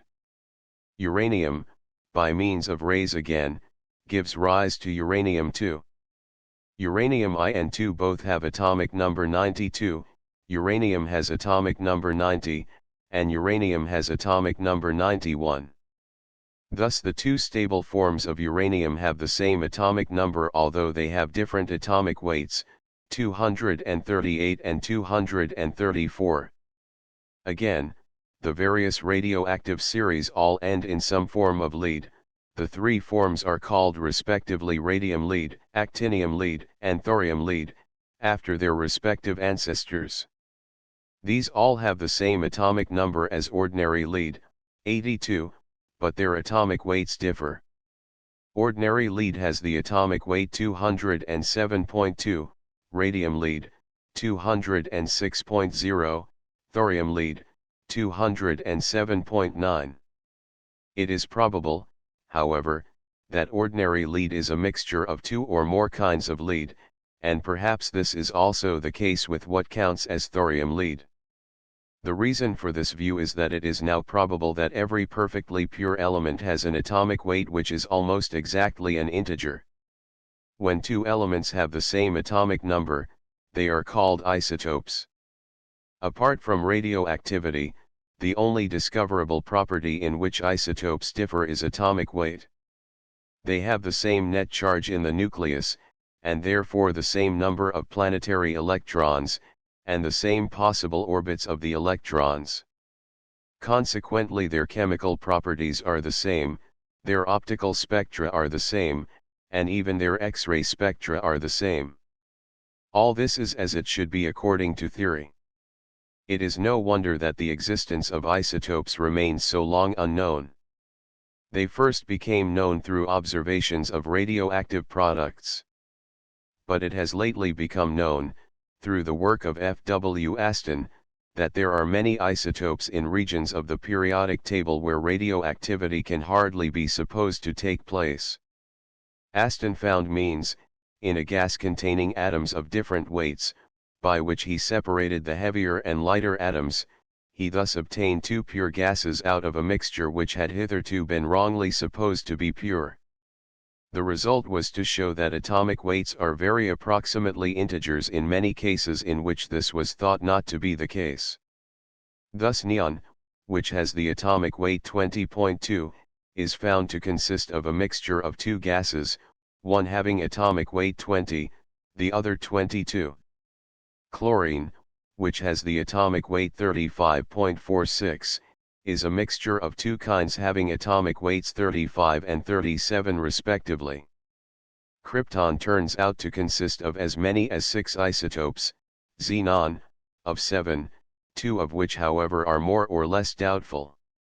It is a curious fact that in radioactivity the particles thrown off by the nucleus consist always either of electrons or of helium nuclei. Not only do we never find nuclei of heavier elements than helium thrown off, but we never find hydrogen nuclei. This is surprising, and as yet no adequate explanation has been found. What is to be said on this subject belongs to our next chapter. The energy displayed in radioactivity is colossal. It shows that within the nucleus of the atom enormous forces are concentrated. This is not surprising when we consider that an atom as a whole is very minute, and that the nucleus of an atom is enormously smaller than the whole atom, that within the nucleus of uranium about 238 hydrogen nuclei and about 146 electrons are packed together, and that these attract or repel each other with a force which increases as the square of the distance diminishes. The energy involved is shown by the incredible swiftness of particles and particles. To make a body move with the velocity of light would require a strictly infinite amount of energy, and is therefore impossible, not only in practice but in theory. Therefore to make ever so tiny a body as an electron move with a velocity 99% of that of light requires a very great amount of energy. Before the theory of relativity, the kinetic energy of a moving particle was taken to be half the mass multiplied by the square of the velocity. Nowadays, this has to be changed to allow for the increase of mass with velocity. In the case of a velocity 99% of that of light, the mass is increased about 7-fold, and the kinetic energy in the same proportion. The energy of the particles, owing to their greater mass, is even more than that of the particles. As Sommerfeld says, the sources of energy which are thus disclosed to the external world are of quite a different order of magnitude from the energies of other physical and chemical processes. They bear witness what powerful forces are active in the interior of atoms, the nuclei. This world of the interior of the atom is in general closed to the outer world. It is not influenced by conditions of temperature and pressure which hold outside. It is ruled by the law of probability, of spontaneous chance which cannot be influenced. Only exceptionally a door opens, which leads from the inner world of the atom into the outer world. The or rays which come out when this happens are envoys from a world which is otherwise closed to us. 9. In the next chapter, we shall give an outline of the few facts which can be ascertained about this small fierce world in the nucleus of the atom. Optical spectra have told us about the outer electrons, X-rays about the inner rings of electrons. About the nucleus itself we know very little except what can be learned from radioactivity. 9 OPCITP 109. 11. The structure of nuclei. The facts known about the structure of nuclei are not sufficient to enable us to be very definite as to the way in which they are built up. Let us begin by setting forth the facts, and then see what is to be inferred in the way of theory. The most important facts for our purpose are those of radioactivity, which we consider in the previous chapter. We know from these facts that the nuclei of certain heavy atoms contain helium nuclei and electrons, that the loss of a helium nucleus diminishes the atomic number by 2 and the atomic weight by 4, while the loss of an electron increases the atomic number by 1 and has no appreciable effect upon the atomic weight. We know also that it is possible for several different elements to exist with the same atomic number, but different atomic weights. In radioactivity these can be seen in process of formation, but they are found to exist among lighter atoms which show no discoverable trace of radioactivity. It is possible that radioactivity, in a very slight degree, exists among elements which appear to us perfectly stable. The amount of it may be so small that we cannot hope to detect it. This may be the reason for the existence of isotopes, but there is at present no positive evidence in favor of this view. Another fact of immense importance has been experimentally established by Rutherford. Some elements, but not others, when submitted to a very intense bombardment by particles, give off rays which are found to be hydrogen. The element in which this result has been established with the greatest certainty is nitrogen, atomic number 17. But it is also fairly certain as regards a number of elements, broadly speaking, those which have odd atomic numbers. Rutherford is led to the conclusion that hydrogen nuclei can be detached from the nuclei of other elements, unless their atomic weight is a multiple of 4, which is the atomic weight of helium. This, together with the fact that in radioactivity helium nuclei, but not hydrogen nuclei, are thrown off, leads irresistibly to the view that every nucleus is composed, as far as it can be, of helium nuclei. Thus, phosphorus, which has the atomic weight 31, may be supposed to consist of 7 helium nuclei, each having atomic weight 4, and 3 hydrogen nuclei, each having atomic weight 1. The 3 hydrogen nuclei could, with luck, be detached by bombardment, but the helium nuclei are to be regarded as incapable of being destroyed by an particle, so that if they are detached as wholes. Consequently, when the atomic weight divides by 4, the nucleus can be supposed to consist wholly of helium nuclei, and there will be no odd hydrogen nuclei to be broken off. It is impossible to know whether Rutherford's bombardment breaks off helium nuclei, because they could not be distinguished from his projectiles, which are also helium nuclei. The atomic weight which we have hitherto found less important than the atomic number, is of course of the greatest significance when we are considering the structure of the nucleus. The weight of an electron is so small as to be negligible in comparison with that of the nucleus, even in the case of hydrogen, so that the weight of the atom is, to all intents and purposes, the weight of the nucleus. If we take the weight of the helium atom to be 4, the weight of the hydrogen atom is just over 1. The explanation of the fact that it is not exactly 1 is very interesting, and we shall return to it shortly. The weight of every other atom, in view of Aston's work on isotopes, is apparently a whole number, as nearly as our measurements can determine. Roughly speaking, the atomic weight is about double the atomic number. This is true exactly in the following cases, making, in some cases, inferences allowed by Aston's work: helium, carbon, oxygen, neon, sulfur, calcium, atomic number 2, 6, 8, 10, 16, 20, atomic weight 4, 12, 16, 20, 32, 40. After this, the atomic weight is always more than double the atomic number. It will be seen that the above elements all have even atomic numbers and have atomic weights which divide by 4. We may therefore regard their nuclei as composed wholly of helium nuclei. In the case of elements which have odd atomic numbers, there is only one instance, nitrogen, in which the atomic weight, 14, is just double the atomic number, 7. In this case, we may suppose that the nucleus consists of 3 helium nuclei and 2 hydrogen nuclei. In other cases, in the early part of the periodic table, the atomic weight is greater by 1 than the double of the atomic number. Thus phosphorus has the atomic number 15, and the atomic weight 31. The same is true of the other early elements with odd atomic numbers, except nitrogen. From the element onward the atomic weight is larger than it would be by this rule. The inference is that the nuclei of atoms which have odd atomic numbers usually consist of an adequate number of helium nuclei together with 3 hydrogen nuclei.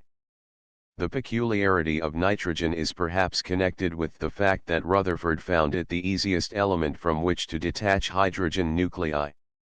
The fact that the atomic weights are whole numbers, together with the facts of radioactivity and of Rutherford's bombardment, lead irresistibly to the conclusion that the weight of an atom is due to helium nuclei and hydrogen nuclei which exist together in its nucleus. The overcrowding in the nucleus of a heavy atom must be something fearful. Radium-C, which emits the particles that Rutherford used in his experiments, has a nucleus whose radius is about 3 million millionths of a centimeter, about 1 million millionth of an inch. Its atomic number is 83 and its atomic weight is 214. This means that in this tiny space it must contain 53 helium nuclei and 2 hydrogen nuclei. It must also, as we shall see in a moment, contain 131 electrons. It is no wonder that helium nuclei and electrons move fast when radioactivity liberates them from this slum. The rays show that the nucleus of an atom contains electrons. This appears also from the fact that the atomic number, which represents the net charge of the nucleus, is less than the atomic weight, which represents the gross positive charge. Each hydrogen nucleus contributes 1 unit of positive charge. The difference between the atomic weight and the atomic number represents the number of electrons there must be in the nucleus, in order to bring its net charge down to the atomic number. In this argument, however, we have assumed that the helium nucleus itself consists of 4 hydrogen nuclei and 2 electrons. We have still to examine the reasons in favor of this view. There is no experimental evidence that a helium nucleus can be broken up into hydrogen nuclei and electrons. Radioactivity and Rutherford's bombardments show that the helium nucleus is very stable, and that no known process will disintegrate it. Nevertheless, it is believed by all students of the subject that the helium nucleus consists of 4 hydrogen nuclei and 2 electrons. There is first of all the argument from the atomic weight. The weight of the helium atom is so nearly 4 times the weight of the hydrogen atom that we cannot bring ourselves to attribute this fact to chance. But why is it not exactly 4 times the weight of a hydrogen atom? If we take the weight of a helium atom as 4, that of a hydrogen atom is not 1, but 1.008.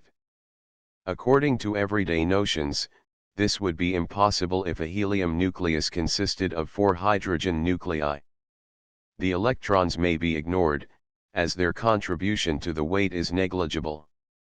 We are used to thinking that if we place 4-pound weights in a scale, they will weigh 4 pounds.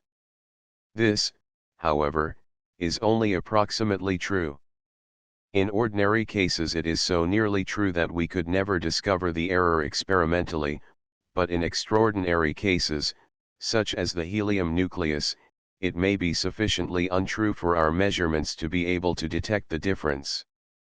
It used to be thought that the mass of a body, which is the scientific conception that replaces the popular conception of weight, could be defined as the quantity of matter. But Einstein has revolutionized the conception of mass, as well as all the other elementary conceptions of physics. Mass is now absorbed into energy, and the mass of a body is not by any means always constant. A system of electrons and hydrogen nuclei may have different amounts of energy in different arrangements. When the system passes from an arrangement with more energy to one with less, the energy it loses is radiated into the surrounding medium, in the sort of way with which we became familiar when we were considering the spectrum of hydrogen. When the system loses energy, it also loses mass. The loss of mass is very small compared to the loss of energy. It is obtained by dividing the loss of energy by half the square of the velocity of light, which is enormous. When the system has arranged itself in a shape in which its energy is diminished, it can only go back to its former shape if the lost energy is supplied from outside. Therefore the shapes involving least intrinsic energy are the most stable. This is what we must suppose to happen when 4 hydrogen nuclei and 2 electrons come together to make a helium nucleus. They arrange themselves in a configuration in which their energy is less than when they were separated. The loss of energy can be inferred from the loss of mass, or weight, to speak popularly, and is got by multiplying this loss of mass by half the square of the velocity of light. This represents an enormous amount of energy. Sommerfeld calculated that it is about 10 million times greater than the amounts involved in chemical combinations, for instance, in combustion. The helium nucleus could only be disintegrated by supplying this amount of energy from outside, which does not happen in any known natural process. Thus the loss of weight in the helium atom is accounted for, and by the same argument the extreme stability of the helium nucleus is explained.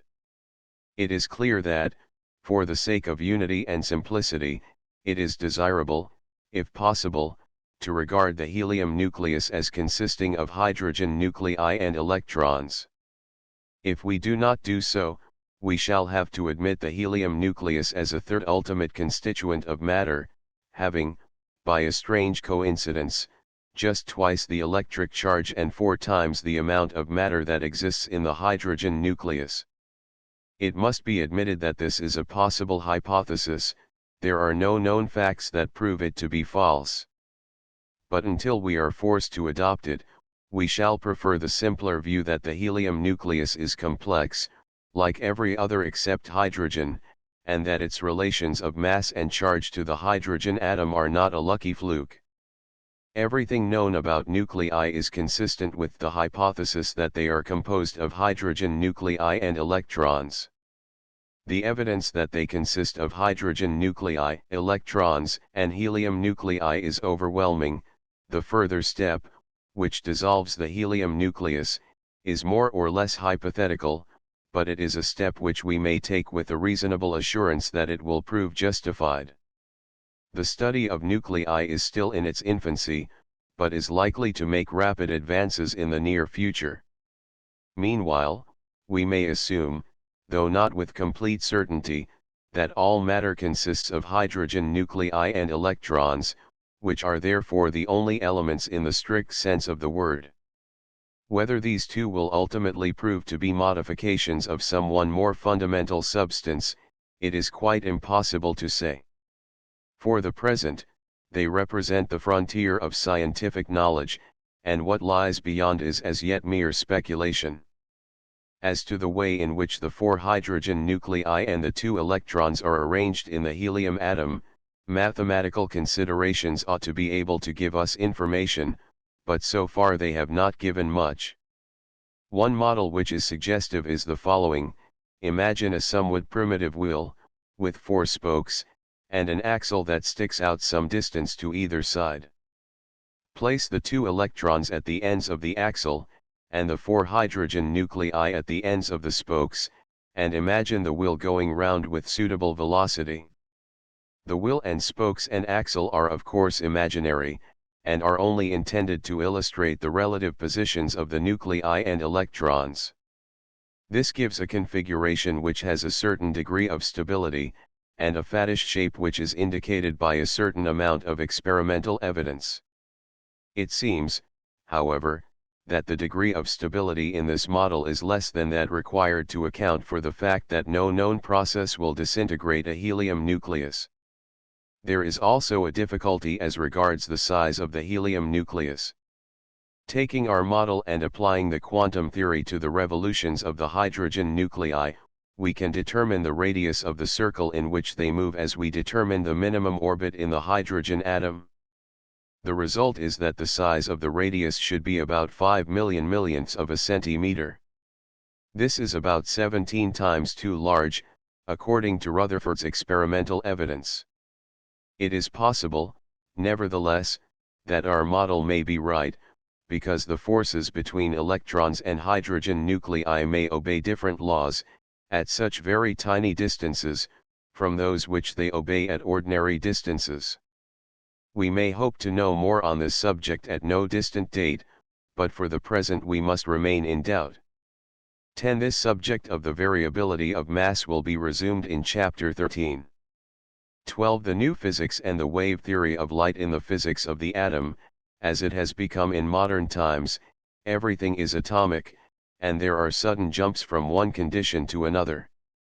The electron and the hydrogen nucleus are the true atoms both of electricity and of matter.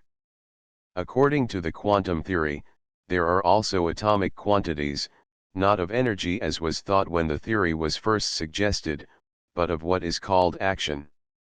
The word action, in physics, has a precise technical meaning. It may be regarded as the result of energy operating for a certain time. Thus, if a given amount of energy operates for 2 seconds, there is twice as much action as if it operated for 1 second. If it operates for a minute, there is 60 times as much action, and so on. If twice the amount of energy operates for a second, there is again twice as much action, and so on. If the energy which is operating is variable, and we wish to estimate its action during a given time, we divide the time into a number of little bits, during each of which the energy will vary so little that it may be regarded as constant. We then multiply the energy during each little interval of time by the length of the interval, and add up for all the intervals. As we make the intervals smaller and more numerous, the result of our addition approaches nearer and nearer to a certain limit. This limit we define as the total action during the total period of time concerned. Action is a very important conception in physics. From the point of view of theory, it is more important than energy, which has been deposed from its eminence by the theory of relativity. Planck's quantum is of the nature of action, thus the quantum theory amounts to saying that there are atoms of action. So long as we confine ourselves to what goes on in matter, this theory is self-consistent and explains the facts, nor is it easy to suppose that any theory which was not atomic would explain the facts. But when we come to what goes on in empty space, or in the ether, we find ourselves in difficulties if we adhere to the quantum theory. Consider what happens when a wave of light is sent out by an atom, with only one quantum of action in each period. The wave spreads out in all directions, growing fainter as it goes on, like a ripple when a stone is dropped into a pond. The evidence that light consists of waves remains quite unshaken, it is derived from the phenomena of interference and diffraction. As to interference, a few words may be necessary. If two sets of waves are traveling more or less in the same direction, if their crests come together they will grow bigger, but if the crest of one comes in the same place as the trough of the other, they will neutralize each other. Now it is possible to arrange two sets of light waves so that in some places their crests come together, while in others the one covers the trough of the other. When this is done, we get a lattice pattern of alternate light and darkness, light where the waves reinforce each other, and darkness where they neutralize each other. If light consisted of particles traveling, and not of waves, this phenomenon, which is called interference, could not take place. The difficulties which arise for the quantum theory out of the phenomenon of interference have been forcibly stated by Jeans in the following paragraphs. 11. If light occurred only in quanta, interference could only occur at a point at which two or more quanta existed simultaneously. If the light were sufficiently feeble, the simultaneous occurrence of two or more quanta at any point ought to be a very rare occurrence, so that all phenomena, such as diffraction patterns, which depend on interference, ought to disappear as the quantity of light present is reduced. Taylor has shown that this is not the case. He reduced the intensity of his light to such an extent that an exposure of 2000 hours was necessary to obtain a photograph, and yet obtained photographs of diffraction patterns in which the alternation of light and dark appeared with undiminished sharpness.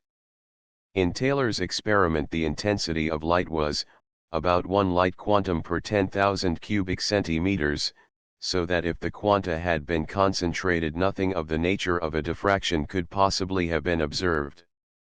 Thus it appears that there is no hope of reconciling the undulatory theory of light with the quantum theory by regarding the undulatory theory as being, so to speak, only statistically true when a great number of quanta are present.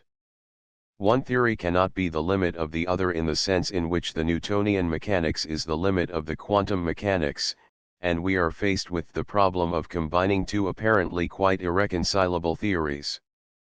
Other similar difficulties might be mentioned, but the difficulty of interference may suffice, since it is typical. It may be questioned whether the difficulty still exists when the quantum theory is stated in the form which it takes in Sommerfeld's work.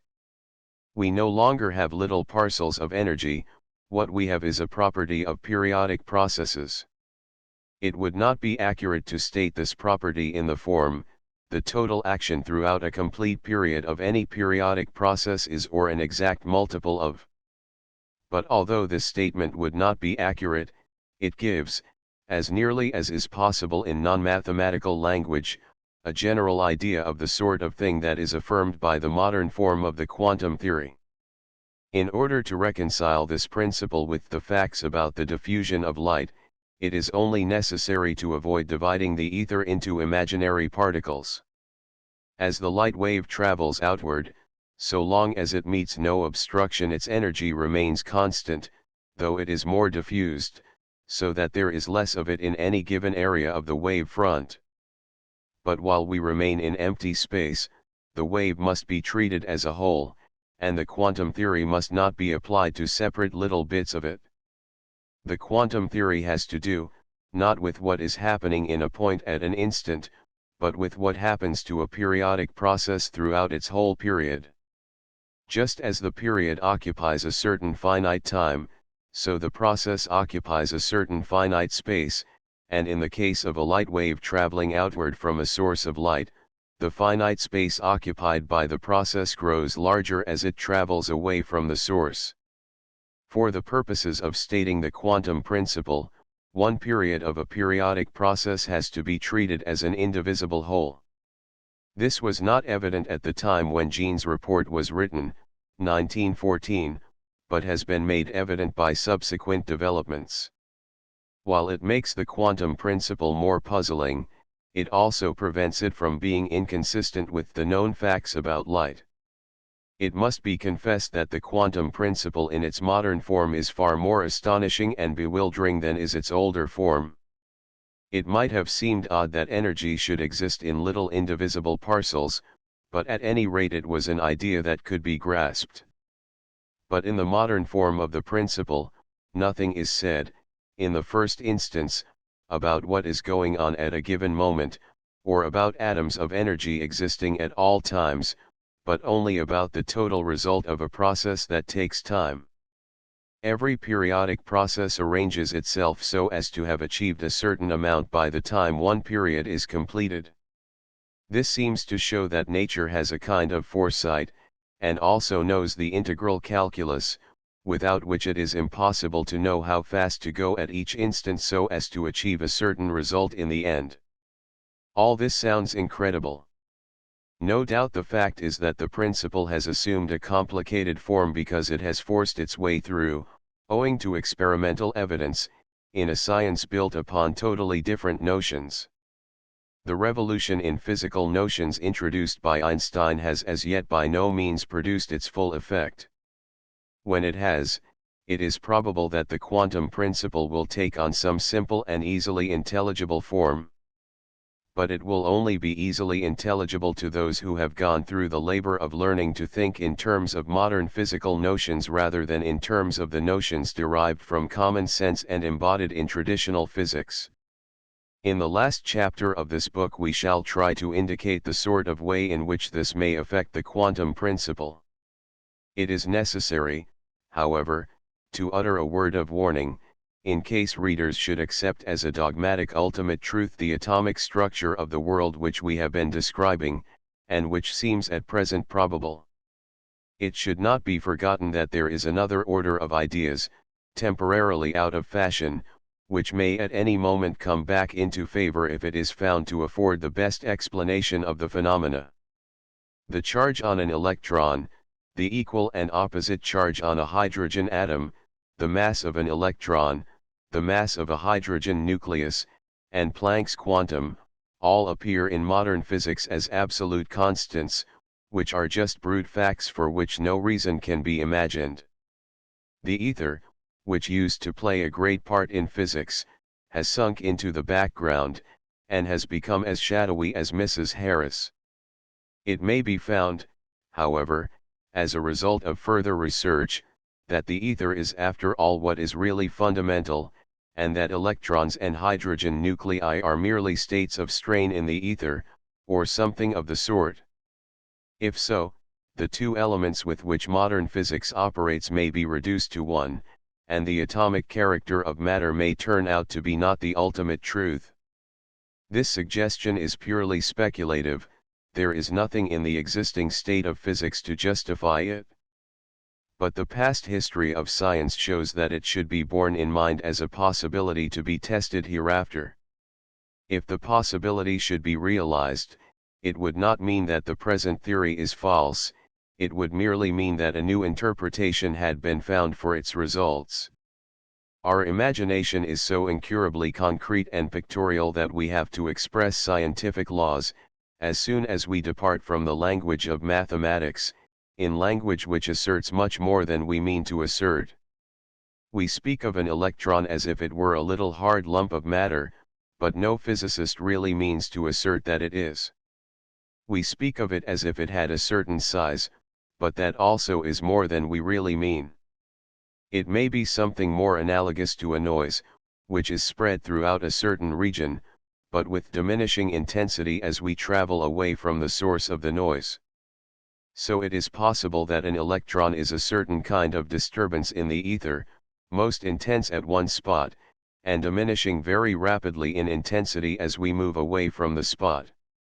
If a disturbance of this sort could be discovered which would move and change as the electron does, and have the same amount of energy as the electron has, and have periodic changes of the same frequency as those of the electron, physics could regard it as what an electron really is without contradicting anything that present-day physics means to assert.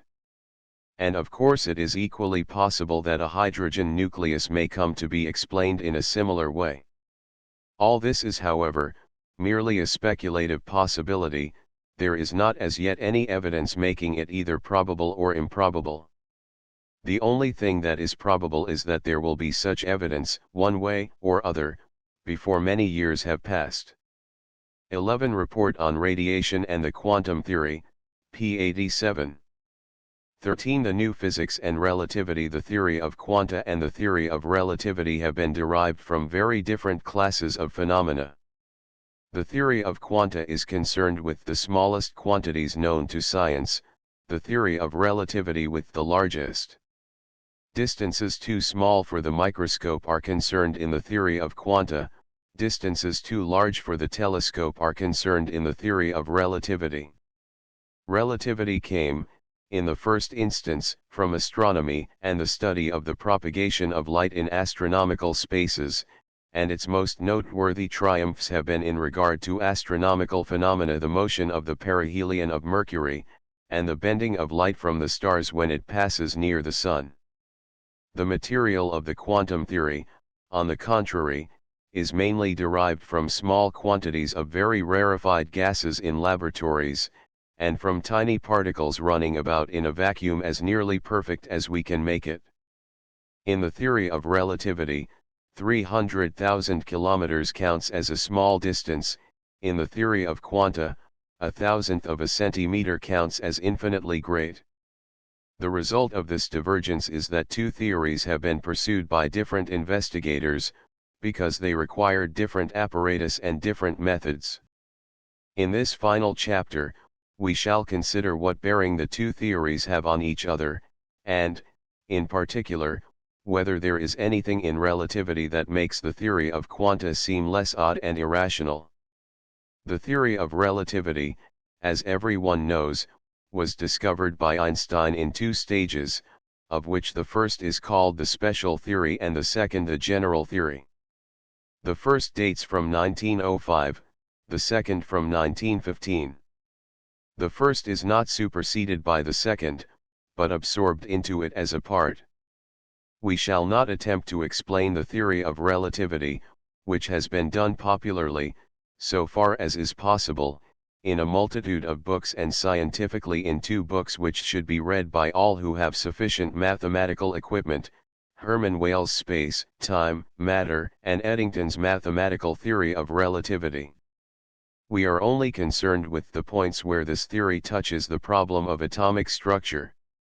The special theory of relativity, as we have already seen, is relevant to the problems we have been considering at several points. It is relevant through its doctrine that mass, as measured by our instruments, varies with velocity, and is, in fact, merely a part of the energy of a body. It is part of the theory of relativity to show that the results of measurement, in a great many cases, do not yield physical facts about the quantities intended to be measured, but are dependent upon the relative motion of the observer and what is observed. Since motion is a purely relative thing, we cannot say that the observer is standing still while the object observed is moving. We can only say that the two are moving relatively to each other. It follows that any quantity which depends upon the motion of a body relatively to the observer cannot be regarded as an intrinsic property of the body. Mass, as commonly measured, is such a property. If the body is moving with a velocity which approaches that of light, its measured mass increases, and as the velocity gets nearer to that of light, the measured mass increases without limit. But this increase of mass is only apparent; it would not exist for an observer moving with the body whose mass is being measured. The mass as measured by an observer moving with the body is what counts as the true mass, and it is easily inferred from the measured mass when we know how the body concerned is moving relatively to ourselves. When we say that any two electrons have the same mass, or that any two hydrogen nuclei have the same mass, we are speaking of the true mass. The apparent mass of an electron which is shot out in the form of a ray may be several times as great as the true mass. There are two other points where the variability of apparent mass is relevant in the theory of atoms. One concerns the fine structure and the analogy between the electron in a hydrogen atom and the planet Mercury. This was considered in Chapter 7. The other is the explanation of the fact that the helium nucleus is less than 4 times as heavy as the hydrogen nucleus, which concerned us in Chapter 11. On both these points, As we have seen, the theory of relativity provides admirably satisfactory explanations of facts which would otherwise remain obscure. Both, however, raise the question of the relativity of energy, which might be thought awkward for the quantum theory, because this theory uses the conservation of energy, and something merely relative to the observer cannot be expected to be conserved. In elementary dynamics, as everyone knows, energy consists of two parts, kinetic and potential. Ignoring the latter, let us consider the former. The kinetic energy depends upon the mass and the velocity, but the velocity depends upon the observer, and is not an intrinsic property of a body. The result is that energy has to be defined in the theory of relativity. It turns out that we can identify the energy of a body with its mass as measured by the observer, or, in ordinary units, with this mass multiplied by the square of the velocity of light.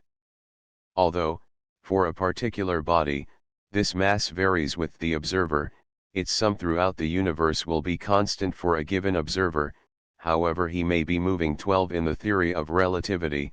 There are two kinds of variation of mass to be distinguished, of which so far we have only considered one.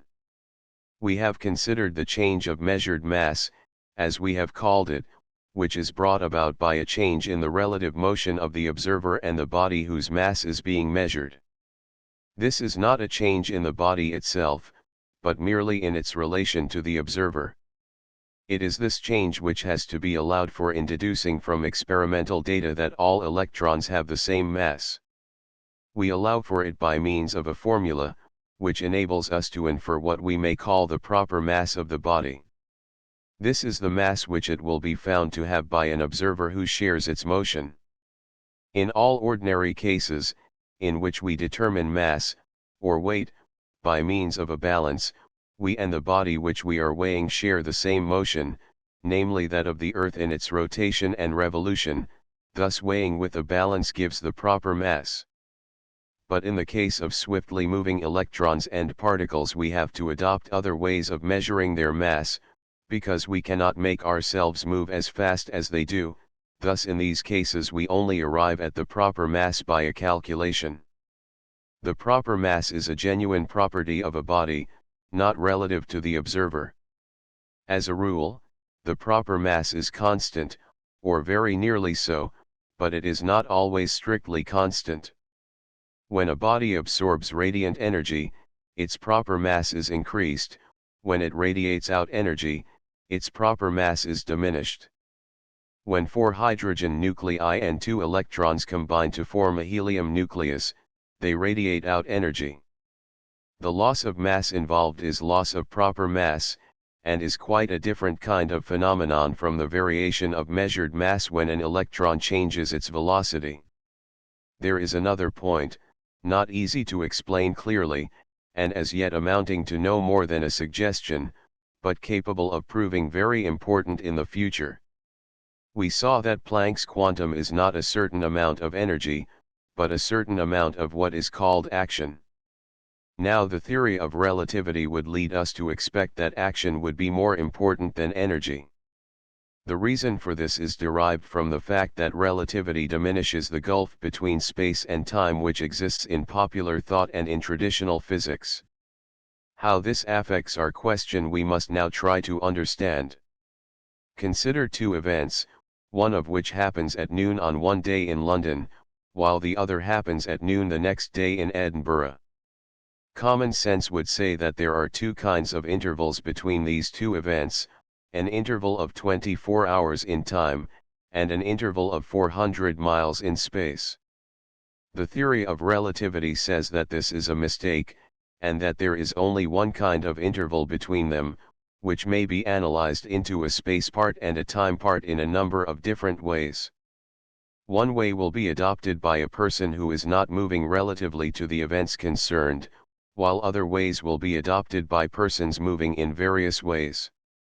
If a comet were passing near the Earth when our two events happened, and were moving very fast relatively to the Earth, an observer on the comet would divide the interval of our two events differently between space and time, although, If he knew the theory of relativity, he would arrive at the same estimate of the total interval as would be made by our relativity physicists. Thus the division of the interval into a space portion and a time portion does not belong to the physical relation of the two events, but is something subjective, contributed by the observer. It cannot, therefore, enter into the correct statement of any law of the physical world. The importance of this principle, which is supported by a multitude of empirical facts, is impossible to exaggerate. It means, in the first place, that the ultimate facts in physics must be events, rather than bodies in motion. A body is supposed to persist through a certain length of time, and its motion is only definite when we have fixed upon one way of dividing intervals between space and time. Therefore any physical statement in terms of the motions of bodies is in part conventional and subjective, and must contain an element not belonging to the physical occurrence. We have therefore to deal with events, whose relative positions, in the conventional space-time system that we have adopted, are fixed by four quantities, three giving their relations in space, e.g. east and west, north and south, up and down, while the fourth gives their relation in time. The true interval between them can be calculated from these, and is the same whatever conventional system we adopt, just as the time interval between two historical events would be the same whether we dated both by the Christian era or by the Mohammedan, only that the calculation is not so simple. It follows from these considerations that, when we wish to consider what is happening in some very small region, as we have to do whenever we apply the differential or integral calculus, we must not take merely a small region of space, but a small region of space-time, i.e. in conventional language, what is happening in a small volume of space during a very short time. This leads us to consider, not merely the energy at an instant, but the effect of energy operating for a very short time, and this, as we saw, is of the nature of action, in the technical sense. A quotation from Eddington 13 will help to make the point clear. After mass and energy there is one physical quantity which plays a very fundamental part in modern physics, known as action. Action here is a very technical term, and is not to be confused with Newton's action and reaction. In the relativity theory in particular this seems in many respects to be the most fundamental thing of all. The reason is not difficult to see. If we wish to speak of the continuous matter present at any particular point of space and time, we must use the term density. Density multiplied by volume in space gives us mass or, what appears to be the same thing, energy. But from our space-time point of view, a far more important thing is density multiplied by a four-dimensional volume of space and time, this is action. The multiplication by 3 dimensions gives mass or energy, and the fourth multiplication gives mass or energy multiplied by time. Action is thus mass multiplied by time, or energy multiplied by time, and is more fundamental than either. It is a fact which must be significant that action thus turns out to be fundamental both in relativity theory and in the theory of quanta. But as yet it is impossible to say what is the interpretation to be put upon this fact. We shall probably have to wait for some new and more fundamental way of stating the quantum theory. There is one other respect in which some of the later developments of relativity suggest the possibility of answers to questions which have hitherto seemed quite unanswerable. Our theory, so far, leads us to brute facts which have to be merely accepted. We do not know why there are two kinds of electricity, or why opposite kinds attract each other while similar kinds repel each other. This dualism is one of the things which is intellectually unsatisfying about the present condition of physics. Another thing is the conflict between the discontinuous process by which energy is radiated from the atom into the surrounding medium, and the continuous process by which it is transmitted through the surrounding medium. Relativity throws very little light on these points, but there is another point upon which it throws at least a glimmer. We find it hard to rest content with the existence of unrelated absolute constants, such as Planck's quantum and the size of an electron, which, so far as we can see, might just as easily have had any different magnitude. To the scientific mind, such facts are a challenge, leading to a search for some way of interrelating them and making them seem less accidental. As regards the quantum, no plausible suggestion has yet been made. But as regards the size of an electron, Eddington makes some suggestive observations, which, however, require some preliminary explanations.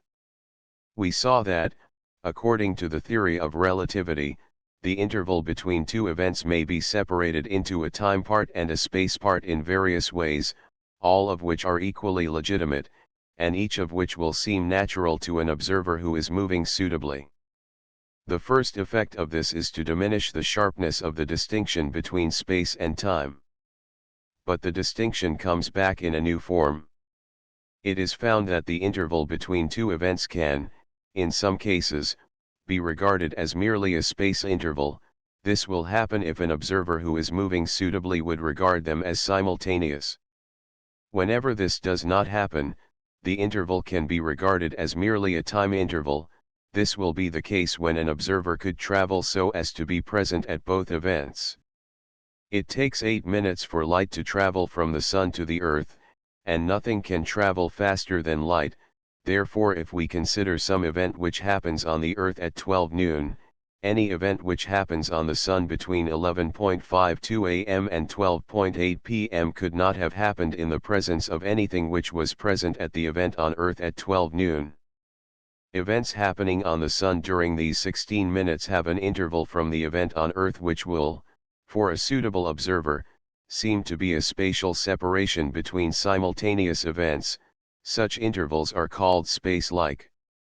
Events happening earlier or later than these 16 minutes will be separated from the event on Earth at noon by an interval which would appear to be purely temporal to an observer who had spent the interval in traveling from the Sun to the Earth, or vice versa as the case may be. Such intervals are called time-like. Two parts of one light ray are on the borderland between time-like and space-like intervals, and in fact the interval between them is zero. But in all other cases there is a separation which is either time-like or space-like, and in this way we find that there is still a distinction between what is to be called temporal and what is to be called spatial, though the distinction is different from that of everyday life. For reasons which we cannot go into, Einstein and others have suggested that the universe has a curvature, so that we could theoretically go all round it and come back to our starting point, in the sort of way in which we go round the Earth. All the way round the universe, in that case, must be a certain length, fixed in nature. Eddington suggests that some relation will probably be found between this, the greatest length in nature, and the radius of the electron, which is the least length in nature. As he humorously puts it, an electron could never decide how large it ought to be unless there existed some length independent of itself for it to compare itself with. He goes on to make another application of this principle, which is suggestive, though perhaps not intended to be treated too solemnly. The curvature of the universe, if it exists, is only in space, not in time. This leads him to say 14. By consideration of extension in time-like directions we obtain a confirmation of these views which is, I think, not entirely fantastic. We have said that an electron would not know how large it ought to be unless there existed independent lengths in space for it to measure itself against. Similarly, it would not know how long it ought to exist unless there existed a length in time for it to measure itself against. But there is not radius of curvature in a time-like direction, so the electron does not know how long it ought to exist. Therefore it just goes on existing indefinitely. But even if the size of an electron should ultimately prove, in this way, to be related to the size of the universe, that would leave a number of unexplained brute facts, notably the quantum itself, which has so far defied all attempts to make it seem anything but accidental. it is possible that the desire for rational explanation may be carried too far. This is suggested by some remarks, also by Eddington, in his book, Space, Time, and Gravitation, p. 200. The theory of relativity has shown that most of traditional dynamics, which was supposed to contain scientific laws, really consisted of conventions as to measurement, and was strictly analogous to the great law that there are always 3 feet to a yard. In particular, this applies to the conservation of energy. This makes it plausible to suppose that every apparent law of nature which strikes us as reasonable is not really a law of nature, but a concealed convention, plastered onto nature by our love of what we, in our arrogance, choose to consider rational. Eddington hints that a real law of nature is likely to stand out by the fact that it appears to us irrational, since in that case it is less likely that we have invented it to satisfy our intellectual taste. And from this point of view he inclines to the belief that the quantum principle is the first real law of nature that has been discovered in physics. This raises a somewhat important question: is the world rational, i.e., such as to conform to our intellectual habits? Or is it irrational, i.e., not such as we should have made it if we had been in the position of the Creator? I do not propose to suggest an answer to this question. 12 Eddington, OPCIT, pages 30 to 32. 13 Space, Time, and Gravitation, p. 147. 14 The Mathematical Theory of Relativity, p. 155. Appendix Bohr's theory of the hydrogen spectrum. The mathematics involved in this theory is so simple that only a very slight acquaintance with elementary dynamics is required in order to understand it. Let us consider an electron revolving in a circle about the nucleus. Let be the mass of the electron, the radius of its orbit, its angular velocity. Also let be the negative charge on the electron and the positive charge on the nucleus. Then, according to elementary dynamics, the centrifugal force of the electron in its orbit is, while the force attracting it to the nucleus is by Coulomb's law. These two must be equal, so that so far, we have been proceeding on traditional lines. But we come now to the application of the quantum theory. The kinetic energy of the electron is, the potential energy is, in virtue of the above equation, is double, so that the total energy is equal to the kinetic energy with its sign changed. The impulse corresponding to is, and this has to be taken round one complete circuit of the orbit.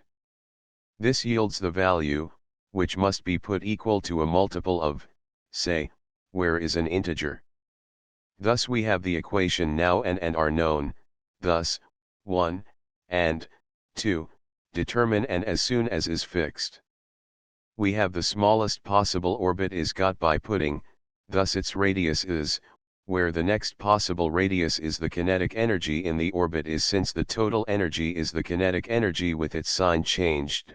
The loss of energy in passing from the to the orbit is, if this transition is to give rise to a wave of frequency, we must have by the principle of quanta.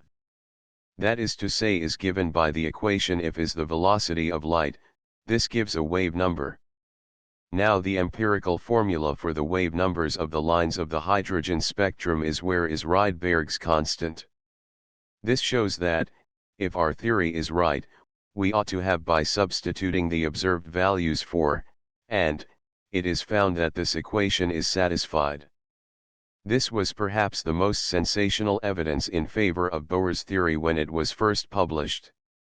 End of the Project Gutenberg ebook. The ABC of Atoms updated editions will replace the previous one. The old editions will be renamed.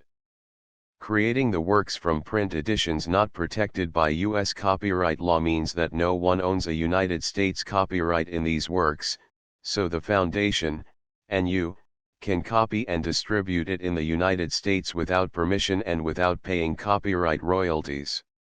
Special rules, set forth in the general terms of use part of this license, Apply to copying and distributing Project Gutenberg trademark electronic works to protect the Project Gutenberg trademark concept and trademark. Project Gutenberg is a registered trademark, and may not be used if you charge for an ebook, except by following the terms of the trademark license, including paying royalties for use of the Project Gutenberg trademark. If you do not charge anything for copies of this ebook, complying with the trademark license is very easy. You may use this ebook for nearly any purpose such as creation of derivative works, reports, performances, and research.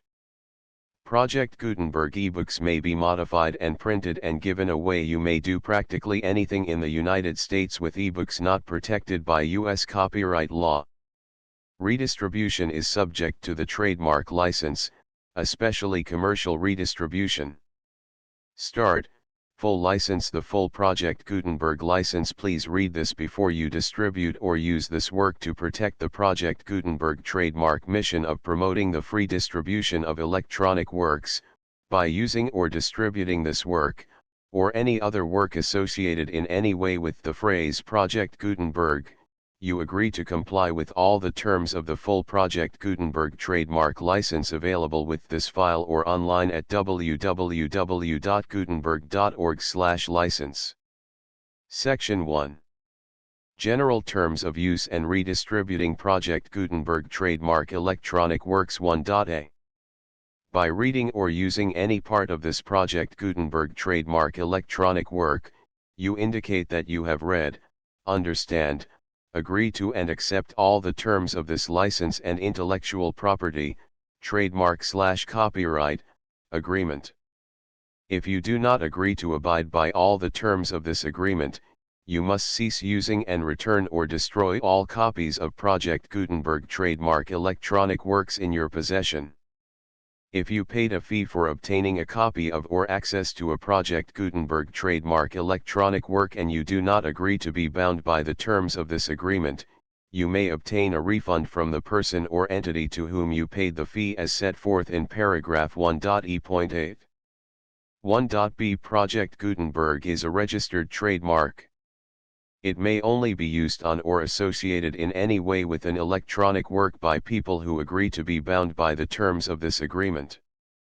There are a few things that you can do with most Project Gutenberg trademark electronic works even without complying with the full terms of this agreement. See paragraph 1.c below.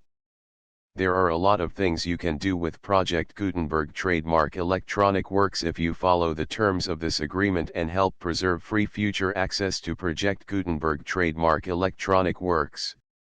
See paragraph 1.e below. 1.c. The Project Gutenberg Literary Archive Foundation, the foundation or PGLOF, owns a compilation copyright in the collection of Project Gutenberg trademark electronic works. Nearly all the individual works in the collection are in the public domain in the United States. If an individual work is unprotected by copyright law in the United States and you are located in the United States, we do not claim a right to prevent you from copying, distributing, performing, displaying, or creating derivative works based on the work as long as all references to Project Gutenberg are removed. Of course, we hope that you will support the Project Gutenberg trademark mission of promoting free access to electronic works by freely sharing Project Gutenberg trademark works in compliance with the terms of this agreement for keeping the Project Gutenberg trademark name associated with the work. You can easily comply with the terms of this agreement by keeping this work in the same format with its attached full Project Gutenberg trademark license when you share it without charge with others. 1.d. The copyright laws of the place where you are located also govern what you can do with this work. Copyright laws in most countries are in a constant state of change. If you are outside the United States, check the laws of your country in addition to the terms of this agreement before downloading, copying, displaying, performing, distributing or creating derivative works based on this work or any other Project Gutenberg trademark work. The Foundation makes no representations concerning the copyright status of any work in any country other than the United States. 1.e unless you have removed all references to Project Gutenberg, 1.e.1. The following sentence, with active links to, or other immediate access to, the full Project Gutenberg trademark license must appear prominently whenever any copy of a Project Gutenberg trademark work, any work on which the phrase Project Gutenberg appears, or with which the phrase Project Gutenberg is associated, is accessed, displayed, performed, viewed, copied or distributed. This ebook is for the use of anyone anywhere in the United States and most other parts of the world at no cost and with almost no restrictions whatsoever. You may copy it, give it away or reuse it under the terms of the Project Gutenberg license included with this ebook or online at www.gutenberg.org. If you are not located in the United States, you will have to check the laws of the country where you are located before using this ebook. 1.e.2. If an individual Project Gutenberg trademark electronic work is derived from texts not protected by U.S. copyright law, does not contain a notice indicating that it is posted with permission of the copyright holder, the work can be copied and distributed to anyone in the United States without paying any fees or charges. If you are redistributing or providing access to a work with the phrase Project Gutenberg associated with or appearing on the work, you must comply either with the requirements of paragraphs 1.e.1 through 1.e.7 or obtain permission for the use of the work and the Project Gutenberg trademark as set forth in paragraphs 1.e.8 or 1.e.9. 1.e.3. If an individual Project Gutenberg trademark electronic work is posted with the permission of the copyright holder, your use and distribution must comply with both paragraphs 1.e.1 through 1.e.7 and any additional terms imposed by the copyright holder. Additional terms will be linked to the Project Gutenberg trademark license for all works posted with the permission of the copyright holder found at the beginning of this work. 1.e.4. Do not unlink or detach or remove the full Project Gutenberg trademark license terms from this work, or any files containing a part of this work or any other work associated with Project Gutenberg trademark. 1.e.5. Do not copy, display, perform, distribute or redistribute this electronic work, or any part of this electronic work, without prominently displaying the sentence set forth in paragraph 1.e.1 with active links or immediate access to the full terms of the Project Gutenberg trademark license. 1.e.6. You may convert to and distribute this work in any binary, compressed, marked up, non-proprietary or proprietary form, including any word processing or hypertext form. However, if you provide access to or distribute copies of a Project Gutenberg trademark work in a format other than plain vanilla ASCII or other format used in the official version posted on the official Project Gutenberg trademark website, www.gutenberg.org, you must, at no additional cost, fee, or expense to the user, provide a copy, a means of exporting a copy, or a means of obtaining a copy upon request, of the work in its original plain vanilla ASCII or other form. Any alternate format must include the full Project Gutenberg trademark license as specified in paragraph 1.e.1. 1.e.7. Do not charge a fee for access to, viewing, displaying, performing, copying or distributing any Project Gutenberg trademark works unless you comply with paragraph 1.e.8 or 1.e.9. 1.e.8. You may charge a reasonable fee for copies of or providing access to or distributing Project Gutenberg trademark electronic works provided that, you pay a royalty fee of 20% of the gross profits you derive from the use of Project Gutenberg trademark works calculated using the method you already use to calculate your applicable taxes. The fee is owed to the owner of the Project Gutenberg trademark, but he has agreed to donate royalties under this paragraph to the Project Gutenberg Literary Archive Foundation. Royalty payments must be paid within 60 days following each date on which you prepare, or are legally required to prepare, your periodic tax returns. Royalty payments should be clearly marked as such and sent to the Project Gutenberg Literary Archive Foundation at the address specified in Section 4, Information about donations to the Project Gutenberg Literary Archive Foundation. You provide a full refund of any money paid by a user who notifies you in writing, or by email, within 30 days of receipt that he does not agree to the terms of the full Project Gutenberg trademark license. You must require such a user to return or destroy all copies of the works possessed in a physical medium and discontinue all use of and all access to other copies of Project Gutenberg trademark works. You provide, in accordance with paragraph 1.f.3, a full refund of any money paid for a work or a replacement copy, if a defect in the electronic work is discovered and reported to you within 90 days of receipt of the work. You comply with all other terms of this agreement for free distribution of Project Gutenberg trademark works. 1.e.9. If you wish to charge a fee or distribute a Project Gutenberg trademark electronic work or group of works on different terms than are set forth in this agreement, you must obtain permission in writing from the Project Gutenberg Literary Archive Foundation, the manager of the Project Gutenberg trademark. Contact the Foundation as set forth in Section 3 below. 1.f1.f.1. Project Gutenberg volunteers and employees expend considerable effort to identify, do copyright research on, transcribe and proofread works not protected by U.S. copyright law in creating the Project Gutenberg trademark collection. Despite these efforts, Project Gutenberg trademark electronic works, and the medium on which they may be stored, may contain defects, such as, but not limited to, incomplete, inaccurate or corrupt data, transcription errors, a copyright or other intellectual property infringement, a defective or damaged disk or other medium, a computer virus, or computer codes that damage or cannot be read by your equipment. 1.f.2.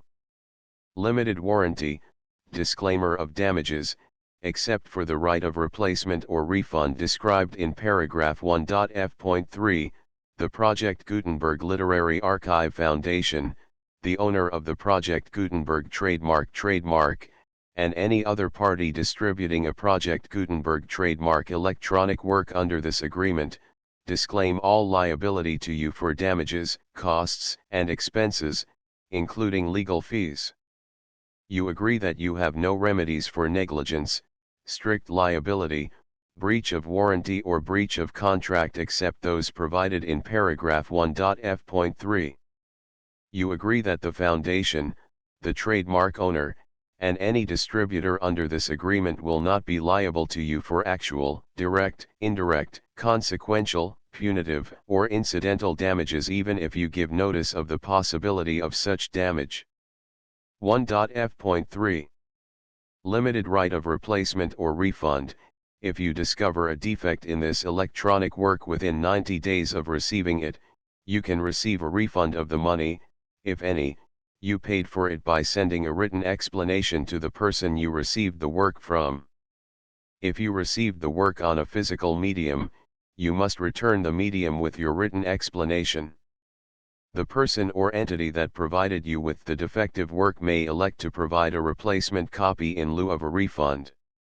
If you received the work electronically, the person or entity providing it to you may choose to give you a second opportunity to receive the work electronically in lieu of a refund. If the second copy is also defective, you may demand a refund in writing without further opportunities to fix the problem. 1.f.4. Except for the limited right of replacement or refund set forth in paragraph 1.f.3, this work is provided to you as is, with no other warranties of any kind, express or implied, including but not limited to warranties of merchantability or fitness for any purpose. 1.f.5. Some states do not allow disclaimers of certain implied warranties or the exclusion or limitation of certain types of damages. If any disclaimer or limitation set forth in this agreement violates the law of the state applicable to this agreement, the agreement shall be interpreted to make the maximum disclaimer or limitation permitted by the applicable state law. The invalidity or unenforceability of any provision of this agreement shall not void the remaining provisions. 1.f.6 Indemnity. You agree to indemnify and hold the foundation, the trademark owner, any agent or employee of the foundation, anyone providing copies of Project Gutenberg trademark electronic works in accordance with this agreement, and any volunteers associated with the production, promotion, and distribution of Project Gutenberg trademark electronic works, harmless from all liability, costs, and expenses, including legal fees, that arise directly or indirectly from any of the following which you do or cause to occur. A. Distribution of this or any Project Gutenberg trademark work. B. Alteration, modification, or additions or deletions to any Project Gutenberg trademark work, and C. Any defect you cause. Section 2. Information about the mission of Project Gutenberg trademark. Project Gutenberg trademark is synonymous with the free distribution of electronic works in formats readable by the widest variety of computers, including obsolete, old, middle-aged, and new computers. It exists because of the efforts of hundreds of volunteers and donations from people in all walks of life. Volunteers and financial support to provide volunteers with the assistance they need are critical to reaching Project Gutenberg trademark's goals and ensuring that the Project Gutenberg trademark collection will remain freely available for generations to come. In 2001, the Project Gutenberg Literary Archive Foundation was created to provide a secure and permanent future for Project Gutenberg trademark and future generations. To learn more about the Project Gutenberg Literary Archive Foundation and how your efforts and donations can help, see sections 3 and 4 and the Foundation information page at www.gutenberg.org. Section 3. Information about the Project Gutenberg Literary Archive Foundation. The Project Gutenberg Literary Archive Foundation is a non-profit 501(c)(3) educational corporation organized under the laws of the state of Mississippi and granted tax-exempt status by the Internal Revenue Service. The Foundation's IN or federal tax identification number is 64-6221541. Contributions to the Project Gutenberg Literary Archive Foundation are tax-deductible to the full extent permitted by U.S. federal laws and your state's laws. The Foundation's business office is located at 809 North 1500 West, Salt Lake City, Utah 84116801596-1887. Email contact links and up-to-date contact information can be found at the Foundation's website and official page at www.gutenberg.org/contact. Section 4. Information about donations to the Project Gutenberg Literary Archive Foundation. Project Gutenberg trademark depends upon and cannot survive without widespread public support and donations to carry out its mission of increasing the number of public domain and licensed works that can be freely distributed in machine-readable form accessible by the widest array of equipment, including outdated equipment. Many small donations, $1 to $5,000, are particularly important to maintaining tax-exempt status with the IRS. The Foundation is committed to complying with the laws regulating charities and charitable donations in all 50 states of the United States. Compliance requirements are not uniform and it takes a considerable effort, much paperwork, and many fees to meet and keep up with these requirements. We do not solicit donations in locations where we have not received written confirmation of compliance. To send donations or determine the status of compliance for any particular state, visit www.gutenberg.org/donate. While we cannot and do not solicit contributions from states where we have not met the solicitation requirements, We know of no prohibition against accepting unsolicited donations from donors in such states who approach us with offers to donate. International donations are gratefully accepted, but we cannot make any statements concerning tax treatment of donations received from outside the United States. U.S. laws alone swamp our small staff. Please check the Project Gutenberg web pages for current donation methods and addresses. Donations are accepted in a number of other ways, including checks, online payments, and credit card donations. To donate, please visit www.gutenberg.org/donate. Section 5. General information about Project Gutenberg trademark electronic works. Professor Michael S. Hart was the originator of the Project Gutenberg trademark concept of a library of electronic works that could be freely shared with anyone. For 40 years, he produced and distributed Project Gutenberg trademark ebooks with only a loose network of volunteer support. Project Gutenberg trademark ebooks are often created from several printed editions, all of which are confirmed as not protected by copyright in the US unless a copyright notice is included. Thus, we do not necessarily keep ebooks in compliance with any particular paper edition. Most people start at our website, which has the main PG search facility, www.gutenberg.org. This website includes information about Project Gutenberg trademark, including how to make donations to the Project Gutenberg Literary Archive Foundation, how to help produce our new ebooks, and how to subscribe to our email newsletter to hear about new ebooks. The ABC of atoms contents I introductory to. The periodic law 3. Electrons and nuclei 4. The hydrogen spectrum V. Possible states of the hydrogen atom 6. The theory of quanta 7. Refinements of the hydrogen spectrum 8. Rings of electrons 9. X-rays X radioactivity 11. The structure of nuclei 12. The new physics and the wave theory of light 13. The new physics and relativity appendix. Bohr's theory of the hydrogen spectrum. The full Project Gutenberg license PG1 PG2 PG3 PG4 PG5 PG6 PG7 PG8 PG9 PG10 PG11 PG12 PG13 PG14 PG15 PG16 PG17 PG18 PG19 PG20 PG21 PG22 PG23 PG24 PG25 PG26 PG27 PG29 PG30 PG31 PG32 PG33 PG35 PG36 PG37 PG38 PG39 PG40 PG41 PG42 PG44 PG45 PG46 PG47 PG49 PG50 PG51 PG52 PG54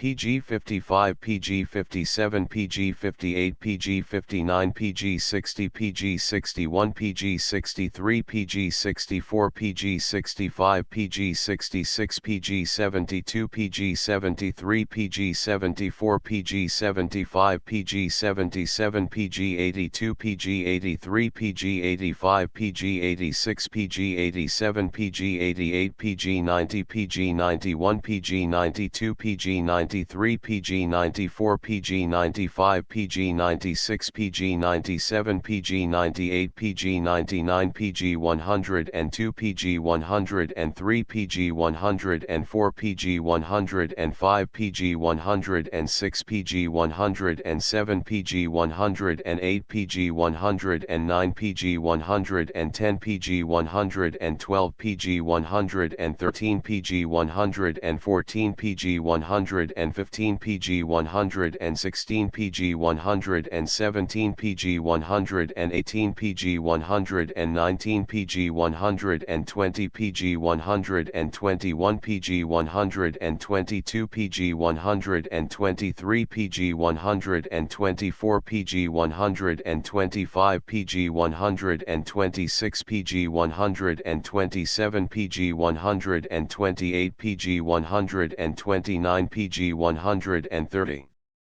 PG 132 PG 133 PG 134 PG 135 PG 136 PG 137 PG 138 PG 140 PG 141 PG 143 PG 144 PG 145 PG 146 PG 147 PG 148 PG 149 PG 150 PG 151 PG 152 PG 153 PG 154 PG 155 PG 157 PG 158 PG 159